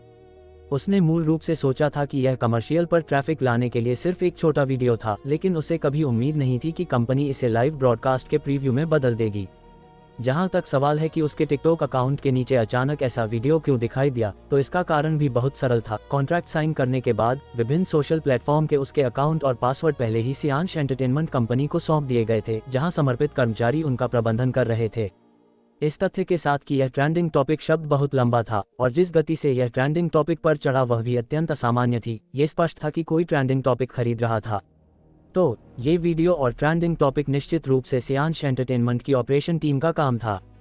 तो सियांश एंटरटेनमेंट ने मेरा कमर्शियल शूट करते समय ही उन सभी चीज़ों का अनुमान लगा लिया था जो अब हो रही हैं। क्या ये थोड़ा बहुत ज़्यादा दूरदर्शी नहीं है? साया सालियान को ये कुछ हद तक अविश्वसनीय लगा। आखिरकार कोई भी जनता की राय को पूरी तरह से नियंत्रित नहीं कर सकता, थोड़ी सी गलती से आत्मविनाश हो सकता है। यदि यह सब वास्तव में सियांश एंटरटेनमेंट के ऑपरेशंस द्वारा आयोजित किया गया था, तो इसका मतलब केवल ये हो सकता है कि सियांश एंटरटेनमेंट का ये ऑपरेटर आधुनिक समय का चाणक्य है। शुरुआत में चर्चा पैदा करने के लिए जश्न के कार्यक्रम में आकाश के आकर्षक जादू प्रदर्शन के साथ शुरुआत करना, फिर एक सुंदर विज्ञापन जारी करना, उसे सफलतापूर्वक सबसे आगे लाना जिससे हर कोई उस पर और निर्मल जल पर ध्यान दे। फिर भ्रामक विज्ञापन के प्रति नेटिजन्स के गुस्से का लाभ उठाते हुए उन्होंने उसकी बेगुनाही साबित करने के लिए उसके लाइव ब्रॉडकास्ट का एक वीडियो प्रीव्यू जारी किया, जिससे सबकी भावनाओं को मजबूती से जकड़ लिया और उन्हें कल रात के लाइव ब्रॉडकास्ट का बेसब्री से इंतजार करने पर मजबूर कर दिया। हर एक कदम में दूसरे पक्ष ने इसे पूरी तरह से संभाला, कोई कह सकता है कि त्रुटिहीन रूप से, विशेष रूप से मानव स्वभाव पर उनकी पकड़, जो बस उत्कृष्ट थी। और इस प्रीव्यू के मौजूदा 3 करोड़ व्यूज के आधार पर यह अनुमान लगाया जा सकता है कि जब ये शुरू होगा तो लाइव ब्रॉडकास्ट रूम में 1 करोड़ से कम लोग नहीं होंगे। लगभग 22 घंटे और अधिक प्रदर्शन के साथ और एल्गोरिदम अनुशंसाओं के साथ इस प्रीव्यू के व्यूज के लिए 10 करोड़ से अधिक होना कोई समस्या नहीं होनी चाहिए। इस प्रकार यह अनुमान लगाया जा सकता है कि जब कल रात प्रसारण शुरू होगा तो लाइव ब्रॉडकास्ट रूम में लगभग 3 करोड़ लोग होंगे। और जैसे जैसे उसका लाइव ब्रॉडकास्ट आगे बढ़ेगा, दर्शकों की संख्या केवल बढ़ेगी। रूढ़िवादी अनुमान के अनुसार इस लाइव ब्रॉडकास्ट के लिए संचयी दर्शकों की संख्या कम से कम 10 करोड़ से अधिक होगी।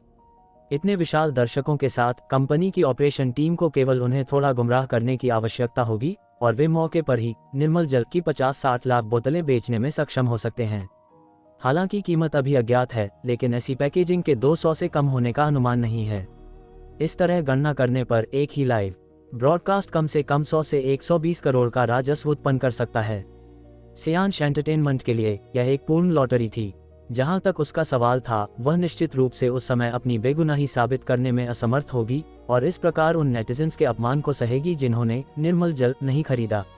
इन 9.5 करोड़ लोगों के श्राप के साथ, चाहे वह कितनी भी सुंदर क्यों न हो, उसके पास अंततः चुपचाप और पूरी तरह से जनता की नजरों से गायब होने के अलावा कोई विकल्प नहीं होगा। केवल इसी पल उसे आखिरकार समझ में आया कि सियांश एंटरटेनमेंट उसके जैसे कलाकार को क्यों साइन करेगा, जिसे अन्य कंपनियों ने खारिज कर दिया था। अंततः वे उसकी बची हुई लोकप्रियता को भुनाना चाहते थे और जब तक उसके पास कुछ है, तब तक उसके मूल्य का उपभोग करना चाहते थे। हालांकि नेटिजन्स तेजी से तर्कसंगत हो रहे हैं, लेकिन हमेशा कुछ ऐसे होते हैं जो नहीं होते। वे जितना हो सके उतना काटेंगे, क्योंकि यह सब वैसे भी शुद्ध लाभ होगा। एक बार जब वह पूरी तरह से बेकार हो जाएगी, तो उसे विश्वास था कि सियांश एंटरटेनमेंट उसे बस छोड़ देगा। जहां तक तथाकथित सुपर टियर कॉन्ट्रैक्ट का सवाल था, वह उनके द्वारा उसके लिए बनाए गए ख्याली पुलाव से ज्यादा कुछ नहीं था।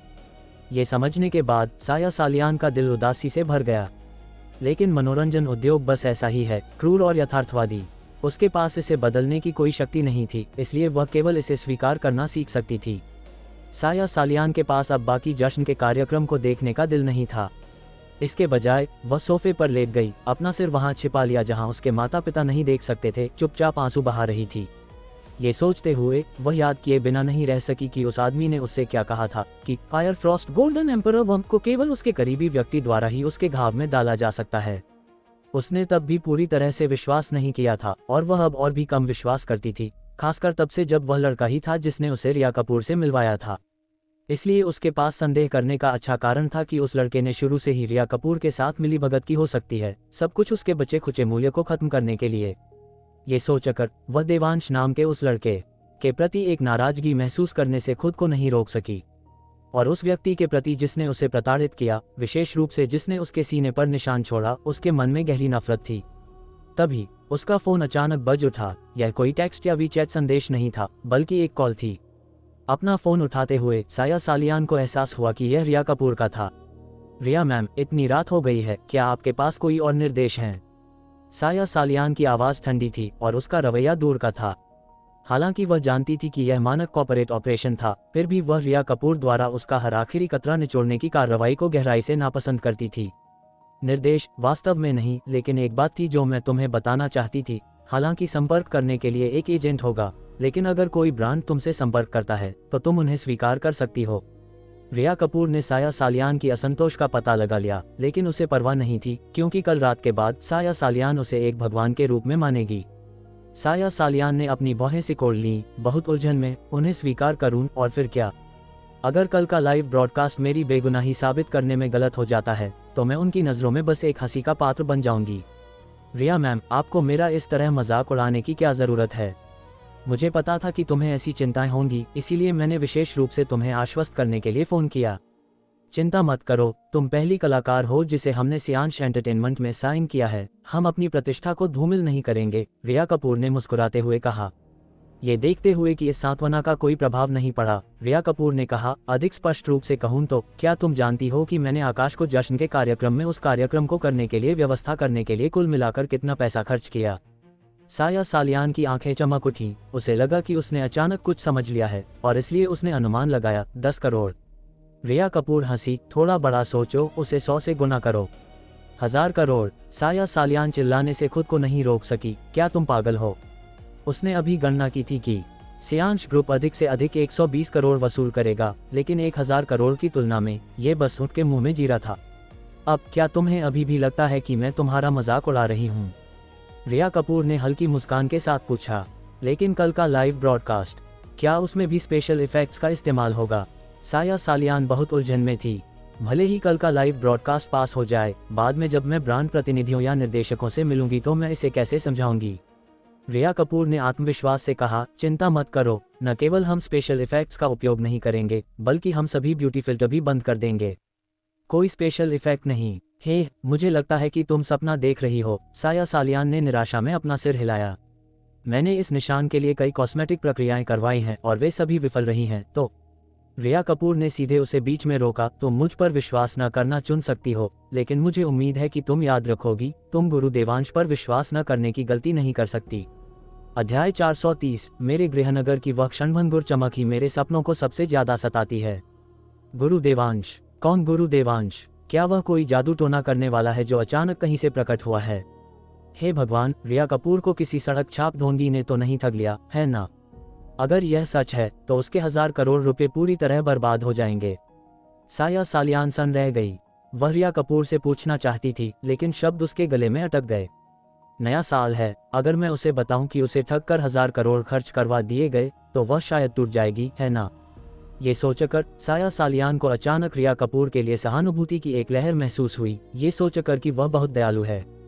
ये कहने के बाद रिया कपूर ने कुछ और निर्देश दिए, फिर साया सालियान से कहा कि वह आज रात अच्छी तरह आराम करे ताकि वह कल के लाइव ब्रॉडकास्ट के लिए अच्छी स्थिति में हो, और फिर उसने फ़ोन काट दिया। कटे हुए कॉल को देखते हुए साया सालियान समझ नहीं पा रही थी कि क्या करे। रिया कपूर के शब्दों से वह बता सकती थी कि रिया कपूर उसे धोखा नहीं दे रही थी, लेकिन कल के लाइव ब्रॉडकास्ट के लिए क्या उसे वास्तव में अपनी सारी उम्मीदें एक ढोंगी पर टिकानी चाहिए? ये बहुत हास्यास्पद लग रहा था, है ना? इसके अलावा एक पेशेवर मेकअप टीम के साथ भी उसका निशान पूरी तरह से ढका नहीं जा सकता था। एक खामी निश्चित रूप से रहेगी। नेटिजन्स छिपी हुई प्रतिभाओं से भरे हैं, वे मिनटों में इसे पकड़ लेंगे। भले ही किसी चमत्कार से लाइव ब्रॉडकास्ट सुचारू रूप से चला जाए, बाद में वह ब्रांड मालिकों और निर्देशकों का सामना कैसे करेगी? कागज आखिरकार आग को लपेट नहीं सकता। साया सालियान पेशेवर झूठी नहीं बनना चाहती थी। साया, क्या हुआ? उसके माता पिता ने चिंता के साथ पूछा। वे साया सालियान के पहले के विस्मयादिबोधक क्या तुम पागल हो से चौंक गए थे और उनके चेहरे चिंता से भरे थे। कुछ नहीं, मेरी मौजूदा बॉस पागल है। मुझे प्रमोट करने के लिए उसने वास्तव में जश्न के कार्यक्रम पर 1000 करोड़ रुपए खर्च किए, साया सालियान ने एक फीकी मुस्कान के साथ कहा। लेकिन जब ये शब्द उसके माता पिता तक पहुंचे तो वे इतने हैरान हुए कि वे लगभग सोफे से कूद गए। क्या यह नई कंपनी वास्तव में इतनी शक्तिशाली है? ऐसा लगता है कि वे वास्तव में तुम्हें शीर्ष स्तरीय सेलिब्रिटी के मानक पर प्रमोट कर रहे हैं, उसके पिता हंसे। साया सालियान ने हालांकि अपना सिर हिलाया, लेकिन मैं चाहे जैसे भी सोचूं, मुझे लगता है कि वे आग से खेल रहे हैं। ये संभव है कि मैं उनकी कंपनी की पहली और आखिरी साइन की गई कलाकार हूं। हाँ, चिंता मत करो, पूंजीपति किसी से भी ज्यादा चतुर होते हैं। वे ऐसा व्यवसाय नहीं करेंगे जिसमें लाभ न हो, उसकी मां ने उसे सांत्वना दी। मुझे ऐसी ही उम्मीद है। साया सालियान ने धीरे से आह भरी, फिर कहा, पापा माँ, कल रात 8 बजे कंपनी लाइव ब्रॉडकास्ट के लिए लोगों को घर भेजेगी, तो कृपया तब पार्टी के लिए लोगों को आमंत्रित न करें। ठीक है, दुनिया में मेरी बेटी के अभिनय करियर से ज्यादा महत्वपूर्ण कुछ नहीं है। तुम्हारे माता पिता निश्चित रूप से पूरी ताकत से तुम्हारा समर्थन करेंगे, उसके पिता ने दृढ़ रवैये के साथ कहा। ये सुनकर साया सालियान की अभिव्यक्ति धुंधली हो गई और उसने मन ही मन सोचा, मुझे बस डर है कि मैं आपको पूरी तरह से निराश कर दूंगी। नागपुर गांव, ठाकुर परिवार। 3 नौजवान जिन्होंने अपने फोन पर सारी गपशप खत्म कर ली थी, प्रत्येक के अपने विचार थे। देवांश को लगा कि रिया कपूर की मार्केटिंग इस बार बस पाठ्यपुस्तक स्तर की थी। उसका मानना था कि जल्द ही रिया कपूर की मार्केटिंग रणनीति को बड़ी कंपनियों द्वारा स्वर्ण मानक माना जाएगा। वास्तव में संजय कपूर की बेटी होने के लायक उसने अपने गुरु को पीछे छोड़ दिया है। संजय कपूर, सबसे पहले मैंने किसी को नाराज नहीं किया। इस बीच सिया और दीपिका पूरी तरह से निर्मल जल से मोहित थीं। उनका ध्यान विज्ञापन के पीछे के मार्केटिंग तर्क पर बिल्कुल नहीं था, लेकिन वे उत्साहपूर्वक चर्चा कर रही थी, क्या ये एक निर्मल जल वास्तव में काम करता है? इसे जश्न के कार्यक्रम तक प्रचारित किया गया है, तो इसका कुछ प्रभाव होना चाहिए, है ना? आकाश का प्रदर्शन बस एक जादू की चाल थी। उसने निश्चित रूप से विशेष प्रॉप्स और तकनीकों का इस्तेमाल किया होगा जो हमने बस नोटिस नहीं किए, इसलिए हम यकीन नहीं कर सकते कि यह प्रभावी है। लेकिन एंडोर्सर साया सालियान है, लेकिन उसका अपना सीने का निशान अभी तक हटाया नहीं गया है। तो चलिए इंतजार करते हैं और देखते हैं कि उसका लाइव ब्रॉडकास्ट कल कैसा होता है। अगर यह असली है तो मैं कंजूसी करूंगी और इसे खरीदने के लिए पैसे बचाऊंगी। इसकी कोई ज़रूरत नहीं है। तुम्हारा पति अमीर है, उसे लूटो और उसे तुम्हारे लिए खरीदने के लिए मजबूर करो। ... उद्धरण चिन्ह। सिया ने देवांश की ओर देखा, फिर अपना सिर हिलाया। रहने दो, अगर मर्द भरोसेमंद होते तो सुअ पेड़ों पर चढ़ जाते। इसके अलावा ये चीज़ ज़्यादातर नकली है। मुझे नहीं पता कि यह असली है या नकली, लेकिन तुम्हारी त्वचा इतनी अच्छी है, तुम्हें शायद इस चीज़ की ज़रूरत नहीं है। ... उद्धरण चिन्ह।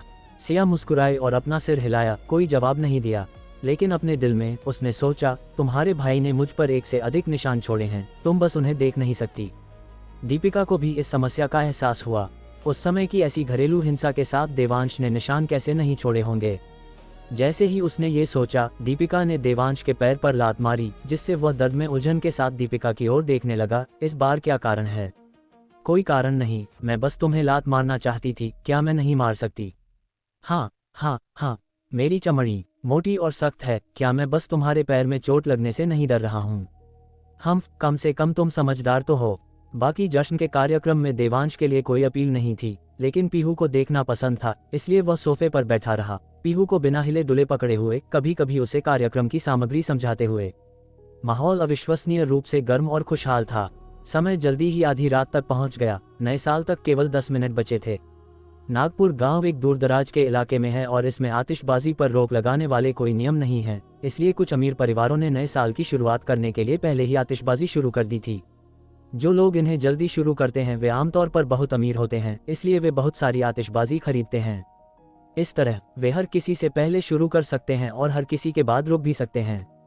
ग्रामीण हर चीज की तुलना करते हैं, खासकर नए साल के दौरान। आतिशबाजी की मात्रा एक परिवार की संपत्ति का एक ठोस संकेतक है। लेकिन ठाकुर परिवार ने बहुत कुछ नहीं खरीदा, क्योंकि जब वे नए साल के सामान की खरीदारी करने गए तो लक्ष्मी ठाकुर ने देवांश को रोका और उसे और खरीदने से बिल्कुल मना कर दिया। इसलिए अंत में उन्होंने केवल एक तिपहिया साइकिल भरकर आतिशबाजी खरीदी। पीहू, चलो पापा तुम्हें आतिशबाजी जलाने ले चलेंगे। देवांश ने मुस्कुराते हुए अपनी बेटी को उठाया, यार्ड में लाइटें जलाईं और फिर साइड वाले कमरे से खरीदे गए आतिशबाजी के ढेर को बाहर ले गया। बलवंत ठाकुर और अन्य लोगों ने भी जश्न के कार्यक्रम में रुचि खो दी और सभी आतिशबाजी तैयार करने के लिए यार्ड में चले गए। हालांकि उन्होंने बहुत कुछ नहीं खरीदा था, लेकिन विभिन्न आकारों के 20 से अधिक ढेर थे। साथ ही 1.5 मीटर के व्यास वाले पटाखों के 4 रोल थे, जो थोड़ी देर के लिए जलाने के लिए पर्याप्त थे। सभी पटाखे और आतिशबाजी की व्यवस्था होने के बाद आधी रात तक केवल 1 मिनट बचा था। देवांश ने एक अगरबत्ती जलाई, उसे पीहू को पकड़ने के लिए दी, फिर उसने पीहू को पकड़ लिया, उसे आतिशबाजी की बाती को जलाने के लिए अपना हाथ फैलाने दिया। नहीं, ये बहुत खतरनाक है, जल्दी वापस आओ। सिया ने ये देखा और तुरंत उसे रोकने की कोशिश की, लेकिन देवांश ने उसे नजरअंदाज कर दिया। बस मुस्कुराती, अविश्वसनीय रूप से उत्साहित पीहू को पकड़े हुए उससे कहा कि जल्दबाजी न करे, बस धीरे धीरे बाती का निशाना लगाए। शू, पीहू के इसे जलाने के बाद वह तुरंत एक स्पष्ट आवाज में चिल्लाई, पापा मेरे साथ जल्दी भागो, ये जल गया, ये जल गया। जैसे ही पीहू बोली, देवांश ने उसे पहले ही उठा लिया और वापस भागा। फिर छत के नीचे खड़ा हो गया, चुपचाप रात के आसमान में आतिशबाजी के फटने का इंतजार करने लगा। कुछ सेकंड बाद केवल एक धप की आवाज सुनाई दी और आतिशबाजी की एक धारा आसमान में चली गई। ठाकुर परिवार के आंगन के ऊपर रात के आकाश में उसी समय फट गई जब आधी रात की घंटियां बजी, जो चमक से चकाचौंध कर रही थीं। पीहू अगरबत्ती पकड़े हुए अपनी जगह पर कूदी और नाची, खुशी से हंसते हुए। वाह कितना सुंदर! पापा, मम्मी, देखो पटाखे, कितने सुंदर पटाखे! आतिशबाजी की लकीरें फटी, रात का आकाश बारी बारी से चमकता और धुंधला होता गया, छत के नीचे लोगों के चेहरों को रोशन करता गया। जिससे वे पुरानी फिल्म के पात्रों की तरह दिखाई दिए, जो गहरे और स्थायी आकर्षण से भरे थे। देवांश की तुलना में, जो 1 लाख से अधिक वर्षों तक जीवित रहा था, क्या उसके माता पिता, बहन, पत्नी और बच्चे किसी फिल्म के पात्रों की तरह नहीं थे? उसके माता पिता के चेहरों पर झुर्रियां, उसकी बहन की आंखों में चमक, उसकी पूर्व पत्नी के मुंह के थोड़े ऊपर उठे हुए कोने, खुशी का संकेत, और पीहू की हर्षित आकृति, प्रत्येक देवांश के दिमाग में गहराई से अंकित था। रात के आकाश में अचानक फटती, क्षणभंगुर, फिर भी साधारण आतिशबाजी को देखते हुए देवांश धीरे से आह भरने से खुद को नहीं रोक सका। लाखों सालों तक ब्रह्मांड के तारे देखे, लेकिन सच कहूं तो घर की ये 2 पल की चमक ही रूह को सुकून देती है। जैसे ही वह आह भर रहा था, पीहू ने अचानक उसका बायां हाथ पकड़ लिया। जब उसने नीचे देखा तो उसने पीहू को सिया का दाहिना हाथ भी पकड़ते हुए देखा। फिर उसने अपना छोटा सिर ऊपर उठाया, अपनी आंखें सिकुड़ी और मुस्कुराई। पापा, मम्मी, नया साल मुबारक हो। इस साल का जश्न पीहू सबसे ज्यादा खुश है। ये सुनकर देवांश को बहुत अपराध बोध महसूस हुआ, लेकिन तभी एक सुखद आवाज धीरे से उसके कानों में पड़ी, देवांश, नया साल मुबारक हो। ऊपर देखते हुए उसने देखा कि सिया ने जल्दबाजी में अपना सिर दूसरी ओर घुमा लिया। आकाश में आतिशबाजी देखने का नाटक कर रही थी, लेकिन उसका चेहरा खुशी की मुस्कान से भरा था। देवांश एक पल के लिए सन्न रह गया, जब तक कि एक पटाखा नहीं फूटा, सिया के अति सुंदर और खूबसूरत चेहरे पर रोशनी डालते हुए। तभी देवांश वास्तविकता में वापस आया, अत्यधिक खुशी के साथ कहा, सिया, नया साल मुबारक हो। माहौल एक पल के लिए खुशहाल और कुछ अलग सा था, जब तक कि पीहू ने उनके हाथ नहीं हिलाए। पापा, मम्मी और मैं। मेरा क्या? देवांश और सिया ने ये सुना, एक मुस्कान का आदान प्रदान किया, फिर नीचे झुक गए और एक साथ कहा, पीहू, नया साल मुबारक हो। बाकी आतिशबाजी के लिए परिवार के हर सदस्य ने उन्हें जलाने में भाग लिया, यहाँ तक कि सबसे डरपोक लक्ष्मी ठाकुर को भी आतिशबाजी के सबसे बड़े ढेर को जलाने के लिए मनाया गया। जब तक सभी आतिशबाजी जल चुकी थी और परिवार घर लौट आया, तब तक रात के 12:26 बज चुके थे। घर में प्रवेश करते ही देवांश ने पीहू को प्रोत्साहित किया, पीहू, जल्दी करो, दादा, दादी और बुआ को नया साल विश करो। जब तक शगुन का लिफाफा न मिले तब तक मत उठना। ये सुनकर पीहू की आंखें तुरंत चमक उठीं और एक झटके के साथ वह बलवंत ठाकुर के सामने घुटने टेक कर बैठ गई। दादाजी, आपको नया साल मुबारक हो और लंबी उम्र मिले। अब जल्दी से शगुन का लिफाफा निकालो। पूरा परिवार हंसी से गूंज उठा और बलवंत ठाकुर ने जल्दी से पीहू को ऊपर उठाया, जबकि अपनी जेब से एक लाल लिफाफा टटोल रहे थे। इस बीच देवांश अपने कमरे में गया और सीधे वह चांदी सफेद ब्रीफकेस ले आया जो उसने पहले अंदर रखा था। इस एपिसोड को सुनते हुए मुझे लगा कि यह सिर्फ एक नए साल का जश्न नहीं था, बल्कि विश्वास की परीक्षा थी, खुद पर, अपनों पर और समय पर। एक तरफ देवांश का शांत आत्मविश्वास है, जो भीड़, ट्रेंड और शोर से परे खड़ा दिखता है। दूसरी तरफ है हमारी सायरा सालियान, जो उसी शोर में दबती हुई अपनी सच्चाई को लेकर डर रही है। मुझे तो ऐसा महसूस हुआ कि यह कहानी बार बार यही पूछती है, जब दुनिया तमाशा देख रही हो तब तुम किस पर भरोसा करोगी, भीड़ की राय पर या अपने भीतर की आवाज़ पर। आतिशबाजी तो क्षणभंगुर है, लेकिन घर की रोशनी टिकाऊ। शायद यही असली चमत्कार है। आगे मुझे जिज्ञासा है कि लाइव ब्रॉडकास्ट के पल क्या सच्चाई सामने आएगी, किस रूप में, विज्ञान, विश्वास या दोनों के बीच कहीं। आप क्या सोचते हैं, इस कहानी में असली जादू कहाँ है?